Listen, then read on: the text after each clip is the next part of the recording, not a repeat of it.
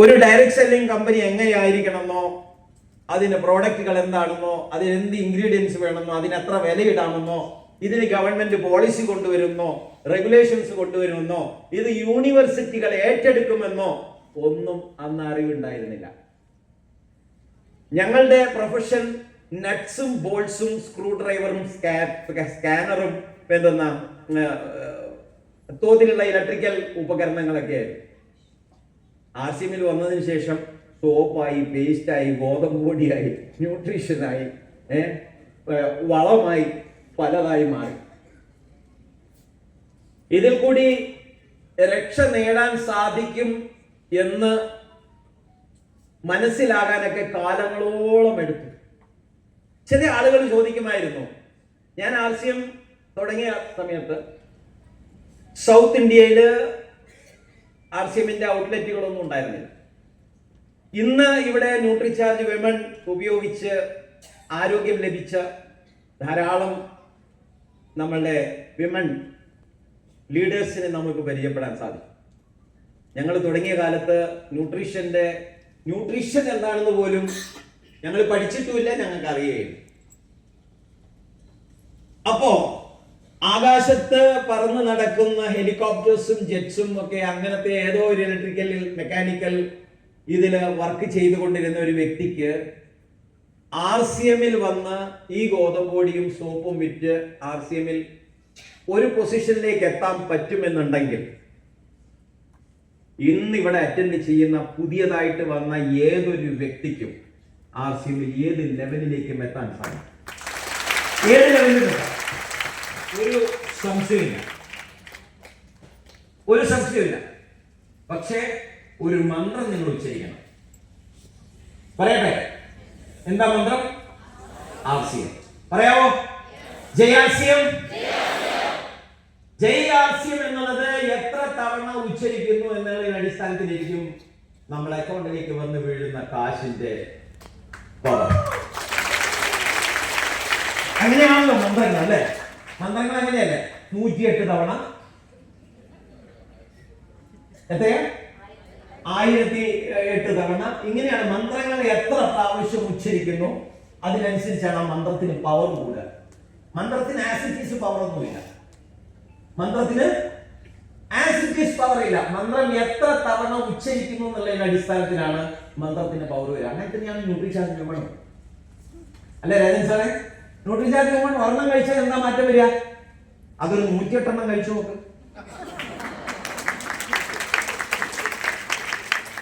അതൊരു 1008 എണ്ണം കഴിക്കുമ്പോ എന്ത് മാറ്റം വരും? അല്ല, ഇവിടേക്ക് ആളുകൾ ഇപ്പൊ പണ്ടത്തെ ഫോട്ടോ കാണുമ്പോൾ മനസ്സിലാവുന്നില്ല. ഭർത്താവൊക്കെ ഏതെങ്കിലും സൗദിയിലോ ദുബായിലോ ഒക്കെ വർക്ക് ചെയ്യുന്ന ഇവിടെ ലേഡീസ് ന്യൂട്രിചാർജ് വിമൺ കഴിച്ചിട്ട് തിരിച്ചു വിട്ട് ചെല്ലുമ്പോ വീട് മാറിയോ? വലിയ മാറ്റങ്ങളിലേക്ക് നമുക്ക് പോകാൻ സാധിക്കും RCM എന്ന് പറയുന്ന ഈ മന്ത്രം നമുക്ക് മനസ്സിലായാൽ. മനസ്സിലായില്ലെങ്കിൽ ഒരു ശുദ്ധവും സംഭവിക്കും. അങ്ങനെ RCM എന്ന് പറയുന്ന ഇതിലേക്ക് വന്നു. കാലങ്ങള് കടന്നുപോയി. വലിയ ബിസിനസ് ഓപ്പർച്യൂണിറ്റി നമുക്ക് RCMൽ കൂടി കിട്ടി. അതിനുശേഷമാണ് ഗവൺമെന്റ് ഇതിലേക്ക് ഏറ്റെടുക്കുകയും വലിയ വലിയ തീരുമാനങ്ങള് മേൽത്തട്ടിൽ നിന്നും നടക്കേണ്ടതുണ്ടായിരുന്നു.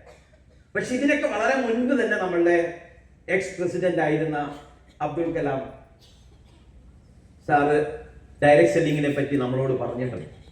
Network marketing is the fastest growing business of 21st century which must be joined by every young man and woman, otherwise you can never get the best of your young age.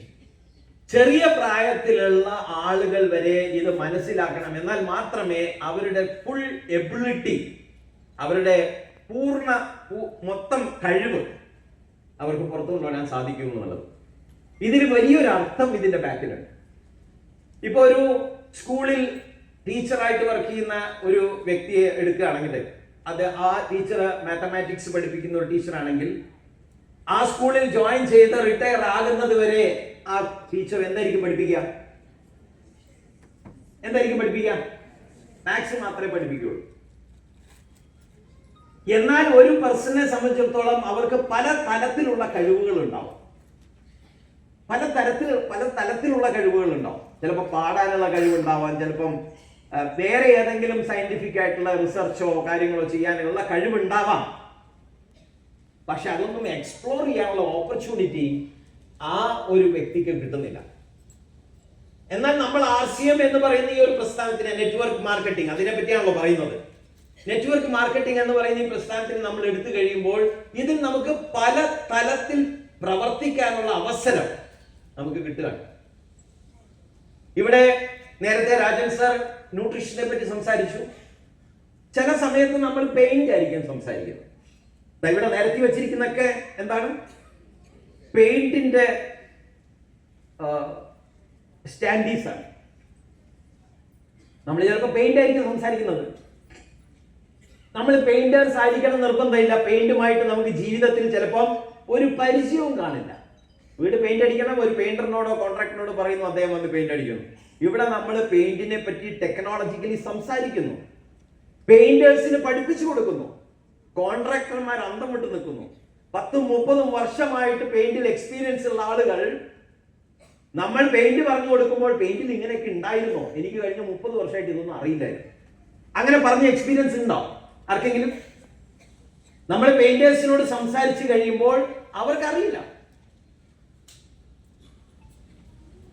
നമുക്ക് ഈ hard metal എന്ന് പറയുന്നത് നമ്മൾ പെയിന്റിൽ ഇല്ല എന്ന് പറയുമ്പോൾ അവർക്കറിയില്ല, നമുക്കും അറിയില്ലായിരുന്നു.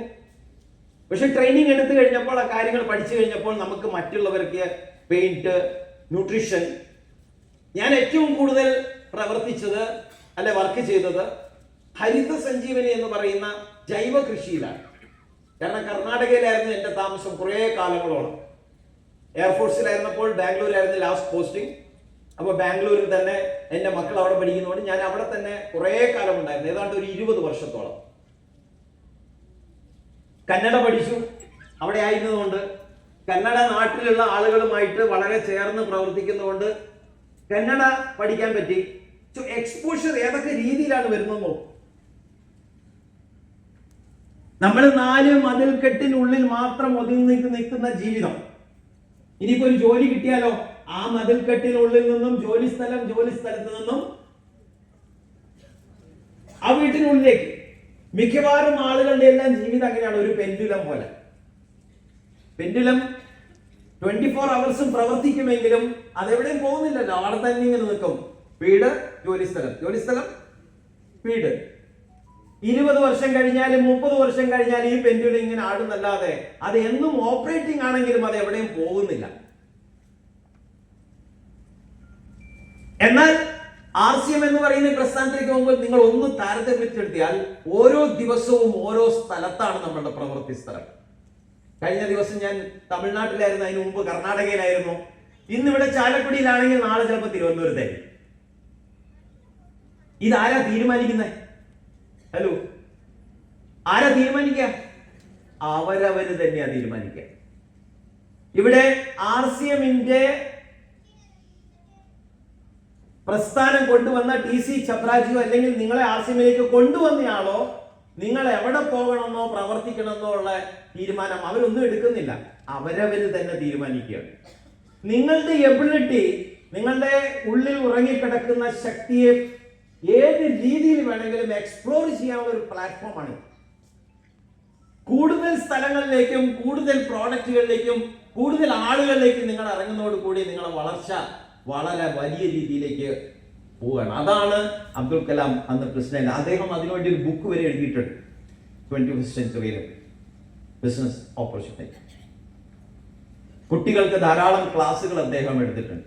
അതേപോലെ മറ്റൊരു വ്യക്തി പറഞ്ഞതാണ്, അൺഎംപ്ലോയ്മെന്റ് ആണ് ഇന്ത്യയിലെ ഏറ്റവും വലിയ പ്രശ്നം. ആണോ? തൊഴിലില്ലായ്മയാണോ നമ്മുടെ നാട്ടിലെ പ്രശ്നം? നമ്മുടെ നാട്ടിൽ ഇന്ന് യുവാക്കൾ,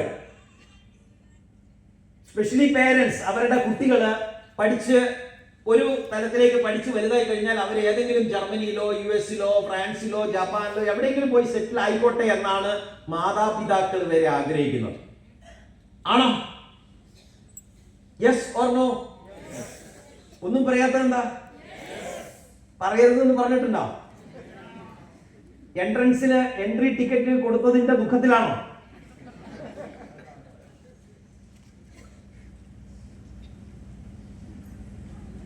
അൺഎംപ്ലോയ്മെന്റ് നമ്മുടെ നാട്ടിലെ ഏറ്റവും വലിയൊരു പ്രശ്നമാണ്. അതിന്റെ കാരണം എന്താണ്? ആർക്കാണ് ജോലി വേണ്ടത്? ആർക്കാ ജോലി വേണ്ടത്? പഠിത്തം കഴിഞ്ഞ യുവാക്കൾക്ക്. യെസ്, യുവാക്കൾക്കും യുവതികൾക്കും അല്ലേ? യുവാക്കന്മാർക്ക്, യുവതികൾക്കാണ് തൊഴിൽ വേണ്ടത്. ഏറ്റവും കൂടുതൽ യുവാക്കളും യുവതികളും ഉള്ള നാടാണ് ഇന്ത്യ. നമ്മളെ നാടിനെ അല്ലെങ്കിൽ ഇന്ത്യയെ പറയാ യങ്ങസ്റ്റ് കൺട്രി എന്നാ പറയാം. Young country, that is India. ഇത്രയും കൂടുതൽ യൂത്ത് പോപ്പുലേഷൻ ഉള്ള മറ്റൊരു കൺട്രി ഇല്ല. ബാക്കിയുള്ള നാടുകളിലെല്ലാം വയസ്സായ ആളുകളുടെ എണ്ണം കൂടുതൽ. നമ്മുടെ നാട്ടിലാണ് യുവാക്കളുടെ എണ്ണം കൂടുതൽ. അപ്പൊ യങ് കൺട്രി, ഏറ്റവും കൂടുതൽ പെർഫോം ചെയ്യാൻ പറ്റുന്ന കൺട്രിയാണ് നമ്മുടെ നാട്. ഏറ്റവും കൂടുതൽ പെർഫോം ചെയ്യാൻ പറ്റുന്ന നാടാണ് നമ്മുടെ കൺട്രി. പക്ഷെ ഇവിടെ തൊഴിലില്ല. എല്ലാവർക്കും തൊഴിൽ കൊടുക്കാനുള്ള അവസരങ്ങൾ ഇവിടെ ഇല്ല. ഇനിയിപ്പോ എയും കൂടി വന്നു. അതെന്താ സാധനം? എത്ര PV കിട്ടും?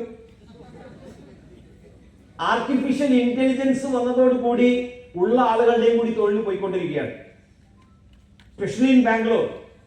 ഞാൻ അവിടെ ഈ IT സെഗ്മെന്റ് കൂടുതൽ വർക്ക് ചെയ്യുന്നുണ്ട്. അവിടെ 1, 1.5, 2 ലക്ഷം വരുമാനം വാങ്ങിയ ആളുകൾക്ക് ഇന്ന് ഓപ്ഷൻ ഓപ്പൺ ആണ്.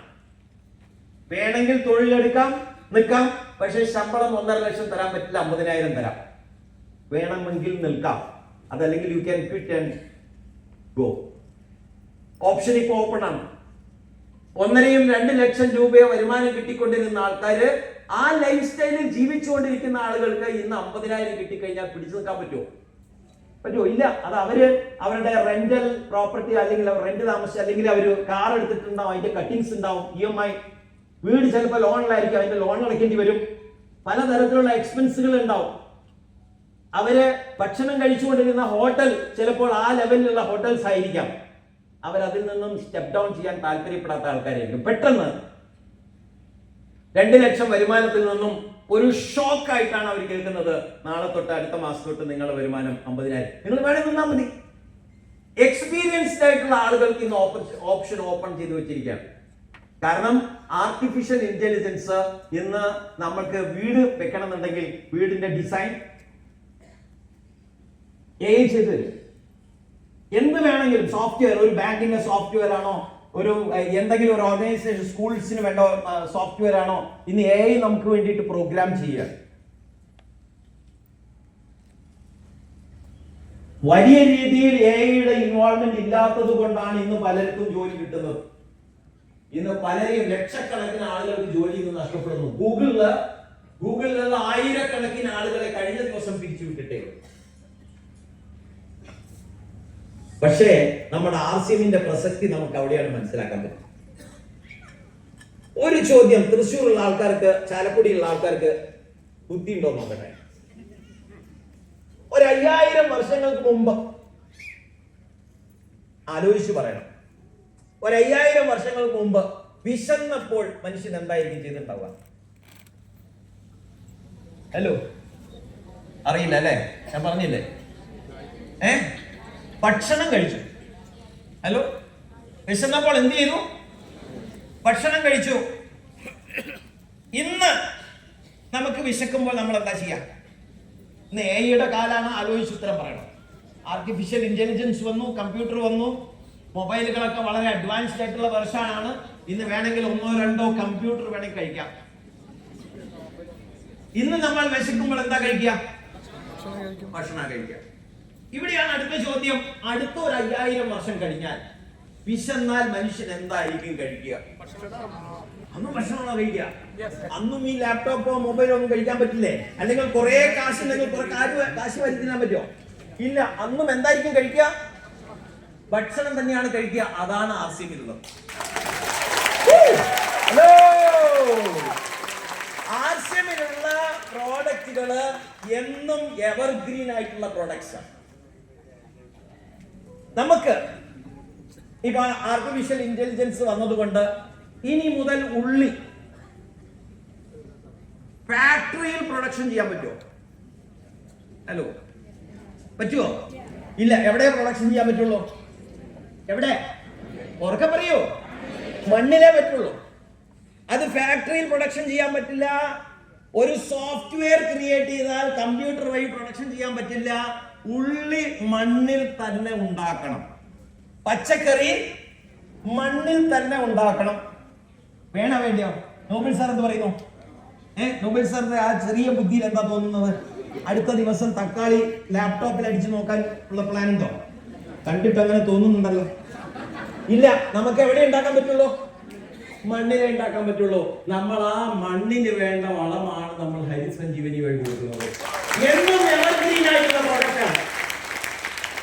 കൃഷിക്കാർക്ക് മണ്ണുമായിട്ട് പ്രവർത്തിക്കുന്ന, മണ്ണിൽ ഉൽപ്പാദിപ്പിക്കപ്പെടുന്ന ആ മണ്ണിന് വേണ്ട ഹരിത സഞ്ജീവനി എന്ന് പറയുന്ന ഓർഗാനിക്, സെൻട്രൽ ഗവൺമെന്റ് സർട്ടിഫൈഡ് ആയിട്ടുള്ള ഓർഗാനിക് പ്രോഡക്റ്റ് ആണ് നമ്മുടെ കയ്യിൽ. അതിൽ എത്രയോ കാലം ഞാൻ ഇത് വർക്ക് ചെയ്തിട്ടുണ്ട്.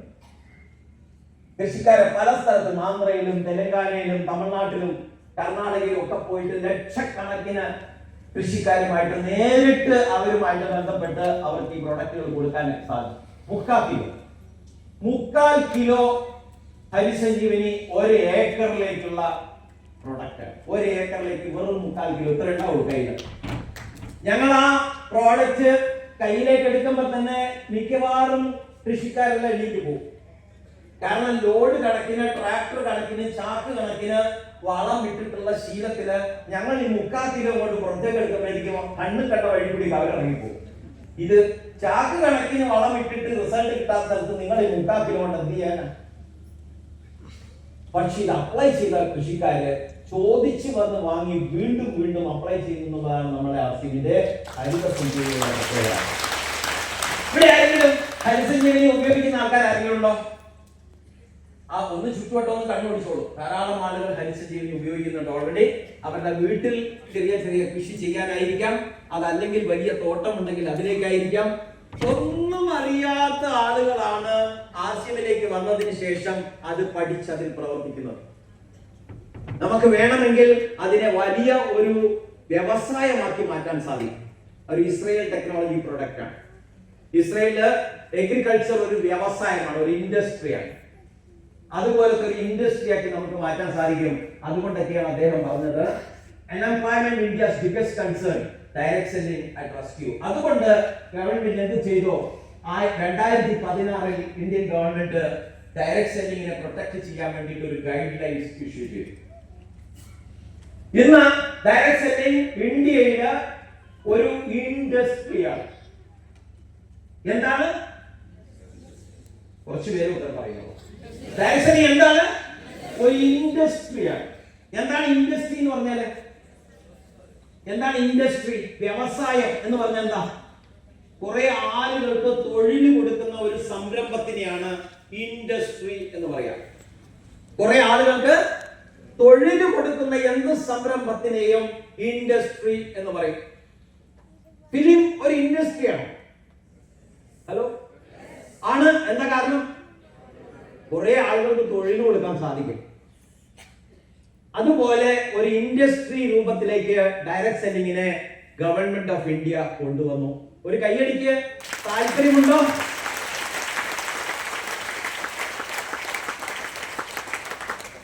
താല്പര്യമുള്ളവർക്ക് കൈയടിക്കാം.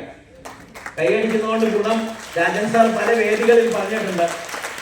ഡയബറ്റിക് കുറയും, BP കുറയും, തൈറോയിഡ് നന്നായിട്ട് പ്രവർത്തിക്കും, നമ്മുടെ ഓർഗൻസ് പെർഫോം ചെയ്യും, ബ്ലഡ് സർക്കുലേഷൻ നന്നാവും. ഇപ്പൊ കുറെ നേരം ഇരിക്കുന്ന സമയത്ത് ചെറുതായിട്ടൊന്ന് ചാൻസ് കിട്ടുന്ന കൈയടിച്ചോളൂ. വീട്ടിൽ പോയി കൈയടിച്ചാൽ അടുത്ത ആശുപത്രിയിൽ അവർ അഡ്മിറ്റ് ചെയ്യും. ഇവിടെ നിന്ന് എത്ര വേണമെങ്കിൽ കൈയടിക്കാം. Right. Government of India 2016 direct selling issue ഇത് കൊണ്ടുവന്നു. അതിനുശേഷം പലതരത്തിലുള്ള ലീഗൽ അമെൻമെന്റ്സ്, ലീഗൽ പ്രൊട്ടക്ഷൻ ആക്ടിൽ വളരെ വ്യത്യാസങ്ങൾ, വളരെ അധികം ബിൽസ് അവർ കൊണ്ടുവന്നിട്ടുണ്ട്. അതില് 1986 കൺസ്യൂമർ പ്രൊട്ടക്ഷൻ ആക്ട് മോഡിഫിക്കേഷൻ കൊണ്ടുവന്നു. അതുപോലെ നമ്മളെ ഡയറക്ട് സെല്ലിംഗ് ഇതുവരെയും ആരും പഠിച്ചിട്ടില്ല. ഞാൻ തുടക്കത്തിൽ പറഞ്ഞു, ഞങ്ങളെല്ലാം ഡയറക്ട് സെല്ലിംഗിലേക്ക് വരുന്ന കാലത്ത് നമുക്ക് ഏതാണ് ഡയറക്ട് സെല്ലിംഗ്, ഏതാണ് ജെന്യുവിൻ കമ്പനി, ഏതിൽ പ്രവർത്തിക്കണം, ഏതിൽ പ്രവർത്തിക്കാൻ പാടില്ല എന്നുള്ള അറിവൊന്നും നമുക്ക് ഉണ്ടായിരുന്നില്ല. പ്രോഡക്റ്റ് എങ്ങനെയായിരിക്കണം, അതിന്റെ വില എന്തായിരിക്കണം, ഒരു കമ്പനി എങ്ങനെയുള്ളതായിരിക്കണം, ഒന്നും നമുക്ക് അറിയില്ലായിരുന്നു. വെറുതെ ഇങ്ങനെ കാക്കത്ത് അങ്ങനെ തട്ടി നടന്നു പോയി, എങ്ങനെയോ രക്ഷപ്പെട്ട RCMൽ വന്നതാണ്. റൈറ്റ്? ഹലോ. അതുകൊണ്ട് തന്നെ ഞാൻ പലപ്പോഴും വിശ്വസിക്കുന്ന ഒരു കാര്യം എന്താണെന്ന് ചോദിച്ചാൽ, RCMൽ വരണം എന്നുണ്ടെങ്കിൽ ഈശ്വരന്റെ ഒരു അനുഗ്രഹം ആവശ്യം.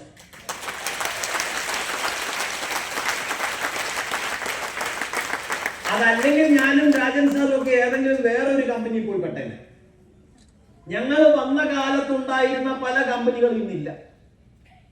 പല കമ്പനികളല്ല, 90% കമ്പനികളും ഇല്ല. ഞങ്ങൾ വന്ന് പെട്ടതാണ്. ആ പെട്ട കമ്പനി ഇന്നുണ്ട്. അപ്പൊ ഇന്ന് വന്ന ആൾക്കാർ പെടാൻ ഉദ്ദേശിക്കുന്നുണ്ടാ? പെട്ടെന്ന് നമ്മളെ കാര്യം രക്ഷപ്പെടാം, വേണമെങ്കിൽ പെട്ടോ. ഓക്കെ. അപ്പൊ അതുകൊണ്ട് ഡയറക്ട് സെല്ലിംഗ് കമ്പനിയെ പ്രൊട്ടക്ട് ചെയ്യാനായിട്ടും അത് പഠിപ്പിക്കാനും ജെന്യുവൻ ആയിട്ടുള്ള കമ്പനികളെ പൊതുജനങ്ങൾ മനസ്സിലാക്കാനും അറിയാനും വേണ്ടിയിട്ട് ഇന്ന് യൂണിവേഴ്സിറ്റികളിൽ കോഴ്സുകൾ ആരംഭിച്ചിട്ടുണ്ട്. നിങ്ങൾക്ക് PG ഡിപ്ലോമ എടുക്കാം, LLB എടുക്കാം, വക്കീലാവാം, ഡോക്ടറേറ്റ് എടുക്കാം, MD എടുക്കാം. ഇത് കർണാടക സ്റ്റേറ്റ് ഓപ്പൺ യൂണിവേഴ്സിറ്റി കൊടുക്കുന്ന കോഴ്സാണ്. ലക്ഷക്കണക്കിന് രൂപ കൊടുത്തിട്ട് വേണം ഇങ്ങനത്തെ കോഴ്സുകളൊക്കെ അറ്റൻഡ് ചെയ്യാൻ.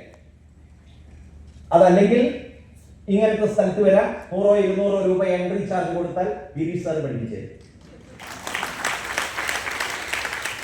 ആ 200 രൂപയ്ക്ക് വയർ നിറച്ച് ഭക്ഷണവും തരും. ഇവിടെ പോയി ലക്ഷക്കണക്കിന് രൂപ കൊടുത്താൽ അവർ ഒരു ഗ്ലാസ് വെള്ളം പോലും തരില്ല. അപ്പൊ എവിടെയാ പോണ്ടേ? ഗിരീഷ് സാറിന്റെ ക്ലാസ് വേണോ? 1.5-2 ലക്ഷം രൂപ കൊടുത്തിട്ട് കോഴ്സ് പോയി പഠിക്കുന്നോ? ഗിരീഷ് സാറിന്റെ ക്ലാസ് മതി. ചോറ് കൊടുക്കോ? ചോറ് തരണം, എന്നാലേ വരുള്ളൂ. ഓക്കെ. അപ്പോ പുതിയ പുതിയ കമ്പനികളുടെ ഒരു ട്രെൻഡ് ഡയറക്ട് സെല്ലിംഗ് ഇൻഡസ്ട്രിയിൽ ഞാൻ പറഞ്ഞു തുടക്കത്തില്, ഞങ്ങൾ വന്ന കാലത്ത് ആയിരക്കണക്കിന് ലക്ഷക്കണക്കിന് ഡയറക്ട് സെല്ലിംഗ് കമ്പനികൾ ഉണ്ടായിരുന്നു. ഒരു 90-95% കമ്പനികൾ ഇന്ന് കാണാനില്ല, കാണാണ്ടായി. എന്തായി? അതല്ലേ ശരി? ഓക്കെ. എന്തുകൊണ്ട് 20% കമ്പനികൾ ആദ്യത്തെ ഒരു വർഷം കൊണ്ട് നടന്നു പോകുന്നത്? ഇത് ഞാൻ ഡയറക്ട് സെല്ലിംഗ് കമ്പനിയെ പറ്റിയല്ല പറയുന്നത്, ജനറലി പുതിയതായിട്ട് തുടങ്ങുന്ന കമ്പനികൾ ഏത് ആയിക്കോട്ടെ, ഡയറക്ട് സെല്ലിംഗ് ആവണമെന്നൊന്നുമില്ല. എനി ന്യൂ വെഞ്ചേഴ്സ്, പുതിയതായിട്ട് ആരംഭിക്കുന്ന കമ്പനികളിൽ 20% കമ്പനികൾ ആദ്യത്തെ ഒരു വർഷത്തിൽ അടഞ്ഞു പോകുന്നു. 50% കമ്പനികൾ അടുത്ത 3 വർഷത്തിൽ അടഞ്ഞു പോകുന്നു. സ്റ്റാഗറിംഗ് 70% ഇൻ ദ നെക്സ്റ്റ് 10 years, 10 വർഷം കൊണ്ട് അടഞ്ഞു പോവുക. 70%. ഇതൊരു ഭീകരമായ അല്ലെങ്കിൽ വളരെയധികം വേദന ഉണ്ടാക്കുന്ന ഒരു ഫിഗറാണ്. But it is a truth. 70% പുതിയതായിട്ട് ആരംഭിക്കുന്ന പല കമ്പനികളും അടഞ്ഞുപോയി 10 വർഷം കൊണ്ട്. ഇനി ഡയറക്ട് സെല്ലിംഗ് കമ്പനിയുടെ സ്റ്റാറ്റിസ്റ്റിക്സ് എടുക്കാം. ന്യൂ ഡയറക്ട് സെല്ലിംഗ് കമ്പനീസ്, പുതിയതായിട്ട് നമ്മുടെ ചുറ്റുവട്ടത്തും ആരംഭിക്കുന്ന ഡയറക്ട് സെല്ലിംഗ് കമ്പനികളുടെ സ്ഥിതി നോക്കൂ. 50% കമ്പനികൾ ആദ്യത്തെ ഒരു വർഷത്തിൽ അടഞ്ഞു. 50%, 50%, 70% in the next 3 years and about 95% in the next 10 years. ഇത് ഡയറക്ട് സെല്ലിംഗ് കമ്പനികളുമായിട്ട് നേരിട്ടോ നേരിട്ടല്ലാതെയോ ഒക്കെ ഇൻവോൾവ് ചെയ്തിട്ട് ആളുകൾക്ക് ഇത് പെട്ടെന്ന് മനസ്സിലാവും. ഇനി അതിന്റെ ഫാക്ടേഴ്സ് എന്താ നോക്കൂ. എന്തുകൊണ്ട് അടഞ്ഞു പോകുന്നു അതും കൂടി നമ്മൾ മനസ്സിലാക്കണമല്ലോ. ഹലോ, വേണം വേണ്ടിയോ? അടഞ്ഞു പോയെന്ന് മനസ്സിലായി. എന്തുകൊണ്ട്? വൈ? എന്തുകൊണ്ടെന്ന് വെച്ചാൽ no demand of the product. ആ കമ്പനികൾ പ്രൊഡക്ഷൻ ചെയ്തിരുന്ന പ്രോഡക്റ്റുകൾ പൊതുവിൽ ആളുകൾക്കും വലിയ ആവശ്യമില്ലാത്തതായിരുന്നു. ഒരു കമ്പനി നിലനിൽക്കുക എങ്ങനെയാ? ഒരു കമ്പനി നിലനിൽക്കണമെങ്കിൽ എന്ത് നടക്കണം? ആ കമ്പനിയില്ല സെയിൽസ് നടക്കണം. Yes or no? Yes or no പറയൂ. ആ സെയിൽസ് നടന്നാലേ ആ കമ്പനിയിൽ എന്തുണ്ടാവുള്ളൂ? പ്രോഫിറ്റ് വരുള്ളൂ. പ്രോഫിറ്റ് വന്നാലേ എന്ത് കൊടുക്കാൻ പറ്റുള്ളൂ? ആ കമ്പനിയിൽ വർക്ക് ചെയ്യുന്ന ലേബേഴ്സിന് സാലറി കൊടുക്കാൻ പറ്റുള്ളൂ. അപ്പൊ പ്രോഫിറ്റബിൾ ആയിട്ടുള്ള കമ്പനികൾ മാത്രമേ നിലനിൽക്കുള്ളൂ. അപ്പൊ ആ പ്രോഡക്റ്റുകൾ ആവശ്യമില്ലാത്തതാണെങ്കിലോ സെയിൽസ് നടക്കില്ല. സെയിൽസ് നടന്നില്ലെങ്കിൽ ആ കമ്പനിക്ക് പ്രോഫിറ്റ് ഉണ്ടാവില്ല. പ്രോഫിറ്റ് ഇല്ലെങ്കിൽ ആ കമ്പനി അടഞ്ഞേ പറ്റുള്ളൂ. അപ്പോ പ്രോഡക്റ്റിന്റെ ഡിമാൻഡ് ഇല്ലായ്മയായിരുന്നു ആ കമ്പനികൾ അടഞ്ഞു പോകാനുള്ള കാരണം. പിന്നെ ഇനി അഥവാ ആ പ്രോഡക്റ്റ് ആവശ്യമുള്ളതാണെന്ന് തന്നെ വെക്കുക, ആ പ്രോഡക്റ്റുകൾ ആവശ്യമുള്ളതാണെന്ന് തന്നെ വെക്കുക. അപ്പൊ ഡിമാൻഡ് വന്നപ്പോൾ പ്രൊഡക്ഷൻ ചെയ്യാനുള്ള എന്തില്ല, ഫണ്ടില്ല. 1000 പീസ് പ്രൊഡക്ഷൻ ചെയ്യുന്ന ആൾക്ക് പെട്ടെന്ന് ഡിമാൻഡ് കൂടി 2000 പീസ് വേണം. അതിന്റെ റോ മെറ്റീരിയൽസ് വേണം, അതിന് വേണ്ട മെഷീനറീസ് ചിലപ്പോൾ എക്സ്പാൻഡ് ചെയ്യേണ്ടി വരും, അതിന് ഇൻഫ്രാസ്ട്രക്ചർ സെറ്റപ്പ് ചെയ്യേണ്ടി വരും. അതിനൊന്നും കഴിവില്ലാത്ത കമ്പനികളും എന്താവും, അടഞ്ഞു പോകും. അവന് വേണ്ട ഫണ്ട് വേണം, പൂർ മാനേജ്മെന്റ്. ഇനിയിപ്പോ ഫണ്ടും ഉണ്ട്, പ്രോഡക്റ്റ് നല്ലതാ, മാനേജ്മെന്റ് ശരിയില്ലെങ്കിലോ, മാനേജ്മെന്റ് ശരിയില്ലെങ്കിൽ എന്താവും? ഹലോ, മാനേജ്മെന്റ് ശരിയില്ലെങ്കിൽ ഫൈനാൻഷ്യൽ ഇംബാലൻസ് വരും. അവിടെയുള്ള ലേബേഴ്സിന്റെ ഇഷ്യൂസ് പ്രോപ്പറായിട്ട് സോൾവ് ചെയ്യാൻ പറ്റില്ല. അവരുടെ അക്കൗണ്ടിങ്, അവരുടെ പലതരത്തിലുള്ള അഡ്മിനിസ്ട്രേഷൻസിലെല്ലാം ഇഷ്യൂസ് വരുന്ന സമയത്ത് മാനേജ്മെന്റ് പ്രശ്നങ്ങൾ വന്നു കഴിഞ്ഞാലും കമ്പനികളിൽ ട്രേഡ് യൂണിയൻ പ്രോബ്ലംസ് വരുന്നു, അവിടെ സമരങ്ങൾ നടക്കുന്നു, ആ കമ്പനി അടഞ്ഞു പോകുന്നു. അങ്ങനെയുള്ള കമ്പനികൾ നമുക്കറിയോ? അറിയോ? നമ്മൾ കേരളീയർ ഇത് അറിഞ്ഞില്ലേ പിന്നെ ഇനി ആരാ അറിയാം? നമുക്ക് ഏത് കമ്പനിയും എങ്ങനെ അടപ്പിക്കാന്ന് കൃത്യമായിട്ട് പഠിച്ച ആൾക്കാരാണ്. Government legal regulatory changes, government അപ്പം കൊണ്ടുവരുന്ന റെഗുലേഷൻസ്. ഇപ്പൊ നമുക്ക് ഡയറക്ട് സെല്ലിംഗിൽ റെഗുലേഷൻസ് കൊണ്ടുവന്നു. ഏത് വർഷത്തിലാണ് കൊണ്ടുവന്നേ? ഹലോ, ഏത് വർഷത്തിലാണ് റെഗുലേഷൻ കൊണ്ടുവന്നേ? 2016 ഗൈഡ് ലൈൻസ് ഗവൺമെന്റ് ഇഷ്യൂ ചെയ്തു. പല കമ്പനികൾക്കും ആ ഗൈഡ് ലൈൻസിന് മുന്നിൽ പിടിച്ചു നിൽക്കാൻ പറ്റിയില്ല. ലക്ഷക്കണക്കിന് കമ്പനികളാണ് അടഞ്ഞു പോയതെന്ന് കഴിഞ്ഞ ദിവസം ഡോക്ടർ സുരേന്ദ്ര ഭട്ട് സർ, അദ്ദേഹം ഈ ഡയറക്ട് സെല്ലിംഗുമായിട്ട് വളരെ ക്ലോസ്ലി റിലേറ്റഡ് ആയിട്ട് ഗവൺമെന്റ് ഈ പോളിസിക്ക് ഇഷ്യൂ ചെയ്യാൻ വേണ്ടിയിട്ട് അദ്ദേഹം വളരെ ക്ലോസ്ലി അസോസിയേറ്റ് വർക്ക് ചെയ്യുന്നുണ്ട്. അദ്ദേഹം പറഞ്ഞു 2016 ശേഷം ഗവൺമെന്റ് ഗൈഡ് ലൈൻസ് ഇഷ്യൂ ചെയ്തതിന് ശേഷം ലക്ഷക്കണക്കിന് കമ്പനികളാണ് അടഞ്ഞു പോയത്. 2016 ഗവൺമെന്റ് റെഗുലേഷൻസ് അല്ലെങ്കിൽ ഗൈഡ് ലൈൻസ് കൊണ്ടുവന്നതിന് ശേഷം ഏറ്റവും കൂടുതൽ പച്ച പിടിച്ചത് ആർസിഎമാണ്.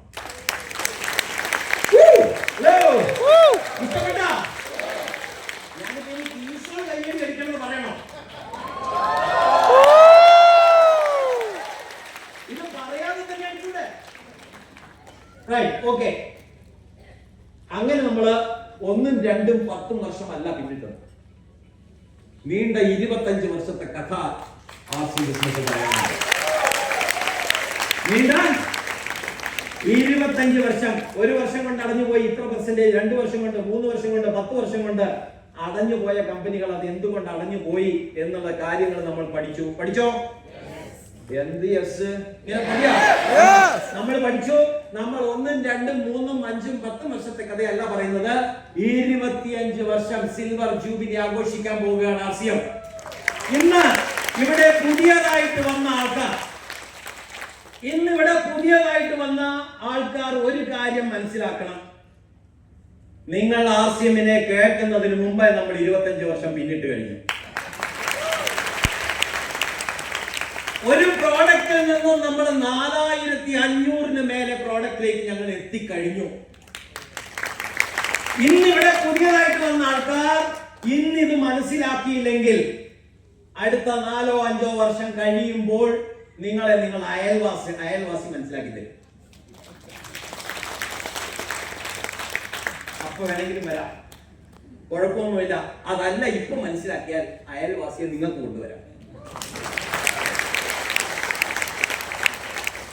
എന്തിനാ താല്പര്യം? ഇപ്പൊ മനസ്സിലാക്കണം അല്ലേ?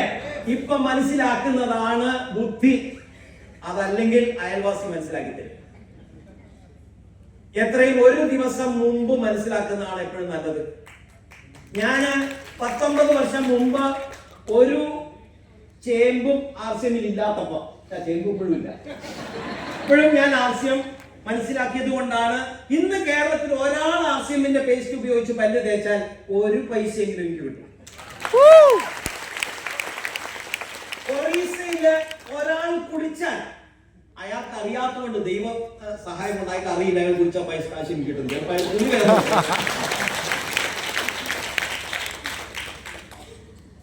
എവിടെയൊക്കെയോ എനിക്ക് കേട്ടും കണ്ടും പരിചയമില്ലാത്ത, ഏതാണ്ട് എനിക്ക് തോന്നുന്നു എന്റെ ടീമിൽ ഒരു 5 ലക്ഷത്തോളം ആൾക്കാരുണ്ടാവും. ഇവരെയൊന്നും ഞാൻ നേരിട്ട് കൊണ്ടുവന്നതല്ല, എന്റെ ഒരു തെറ്റ് കൊണ്ട് വന്നതല്ല അവരൊന്നും. പക്ഷെ അവരെല്ലാം പെട്ടത് എന്റെ ടീമിൽ. അതേപോലെ നിങ്ങൾ ആർസിഎമ്മിനെ ഇന്ന് മനസ്സിലാക്കിയാൽ നിങ്ങളുടെ ടീമിലും പലരും വന്ന് പെടും, നിങ്ങൾ രക്ഷപ്പെടും. 25 വർഷത്തെ നീണ്ട കഥയാണ് നമുക്ക് ആർസിഎമ്മിൽ പറയാനുള്ളത്. 25 years, 25 വർഷത്തെ സക്സസ് സ്റ്റോറീസ്. കടം കയറി സൂയിസൈഡിന്റെ വക്കത്ത് നിന്ന ആൾക്കാർ ഇന്ന് ആർസിഎമ്മില് വലിയ ബംഗ്ലാവൊക്കെ ഉണ്ടാക്കി സ്വന്തം കാറിൽ 1, 2, 3 കാറൊക്കെ വാങ്ങി അവരുടെ ജീവിതം മാറ്റിമറിച്ച കഥകൾ ഇന്ന് ആർസിഎമ്മിലുണ്ട്. ഇന്ന് പോകുന്നവരെ കൈയടിക്കണം. ഏത് കൈയടി?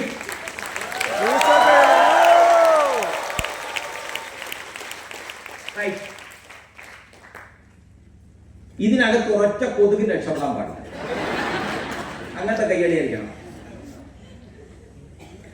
കൊതുകെന്ന് ഞാൻ ഉദ്ദേശിച്ച ആരെയാ മനസ്സിലായില്ല. ഓക്കെ, 25 വർഷം, 25 years, ഇത് ചെറിയ കാലഘട്ടമല്ല. ഞങ്ങളുടെ ഒരു യങ് ഏജിലാണ് ഞങ്ങൾ ആർസിഎമ്മിലേക്ക് വന്നത്. അന്ന് എന്റെ താടി കറുത്തിട്ടേ, ഇന്ന് വെളുത്തു. ഇന്ന് ആർസിഎമ്മിനെ മനസ്സിലാക്കിയാൽ കറുത്ത മുടിക്കാരോടെ ഞാൻ പറയും, ഇന്ന് മനസ്സിലാക്കിയാൽ നിങ്ങളെ മുടി വെളുക്കുന്നതിന് മുമ്പ് നിങ്ങൾക്ക് റിട്ടയർ ആയി. നിങ്ങൾ ആർസിഎമ്മിൽ പ്രവർത്തിച്ചാലും പ്രവർത്തിച്ചില്ലെങ്കിലും 2026 വരും, 2036 വരും. വേണമെങ്കിൽ 2026, 28 ഒക്കെ വരുമ്പോൾ നിങ്ങളുടെ സക്സസ് സ്റ്റോറി നിങ്ങൾ സ്റ്റേജിൽ നിന്ന് പറയാം. അതല്ലെങ്കിൽ അതേ കൊതുകുകടി, അതേ വീട്, അതേ ജീവിത ശൈലിയുമായിട്ട് മുന്നോട്ട് പോകാം. Option is open. ജീവിതത്തിൽ മാറ്റം വരണം എന്നുണ്ടെങ്കിൽ നമ്മുടെ ചിന്താഗതിയിലാണ് വലിയ മാറ്റം വരേണ്ടത്.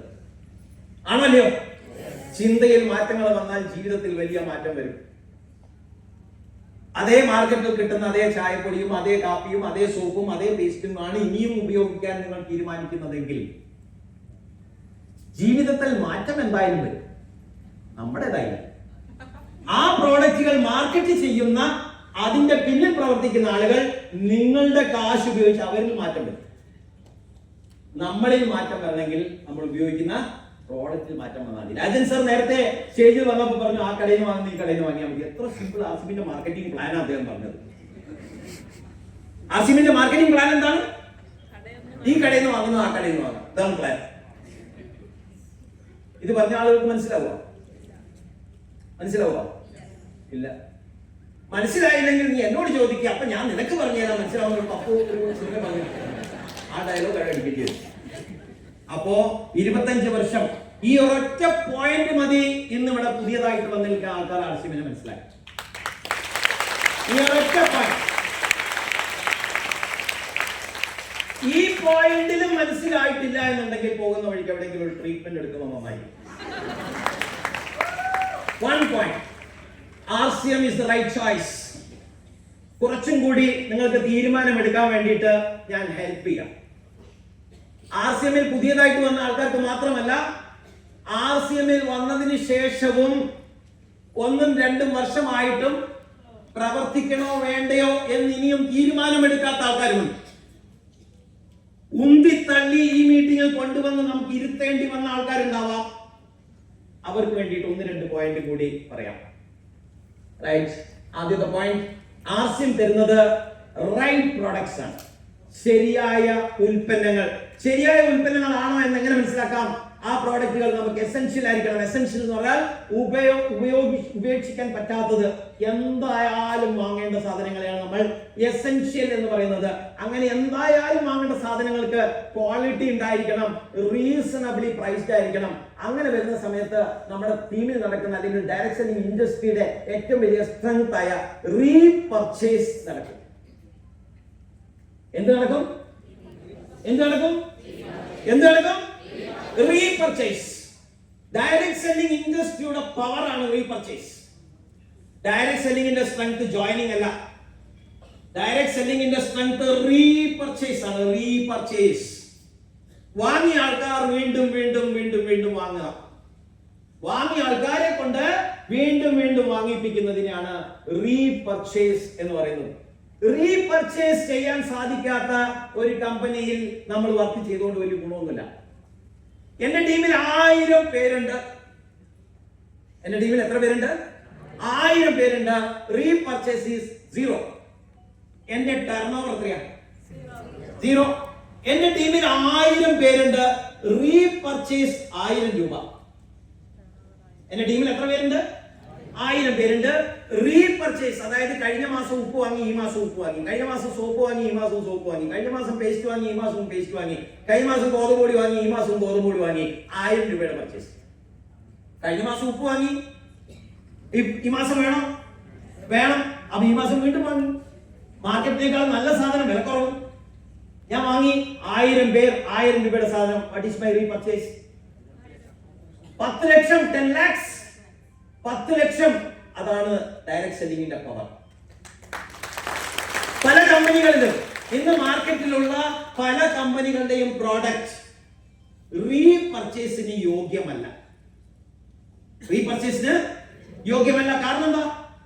ഇതിന് എന്തെങ്കിലും ഒന്ന് മിസ്സാവും. എസെൻഷ്യൽ ആയിരിക്കും.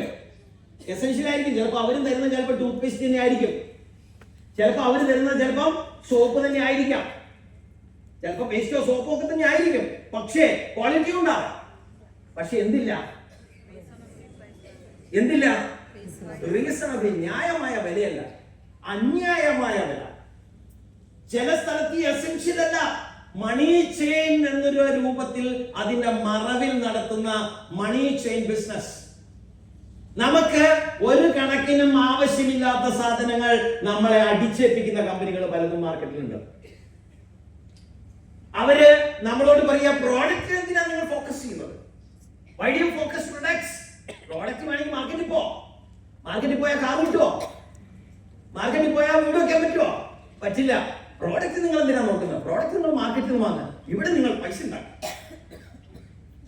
ഇങ്ങനെ തട്ടിപ്പും വെട്ടിപ്പും നടത്തി ഇന്ന് ലക്ഷക്കണക്കിന് കമ്പനികൾ ഉണ്ടായിരുന്ന കമ്പനികളാണ് ഇന്ന് കാണാമറയത്തായി പോയത്.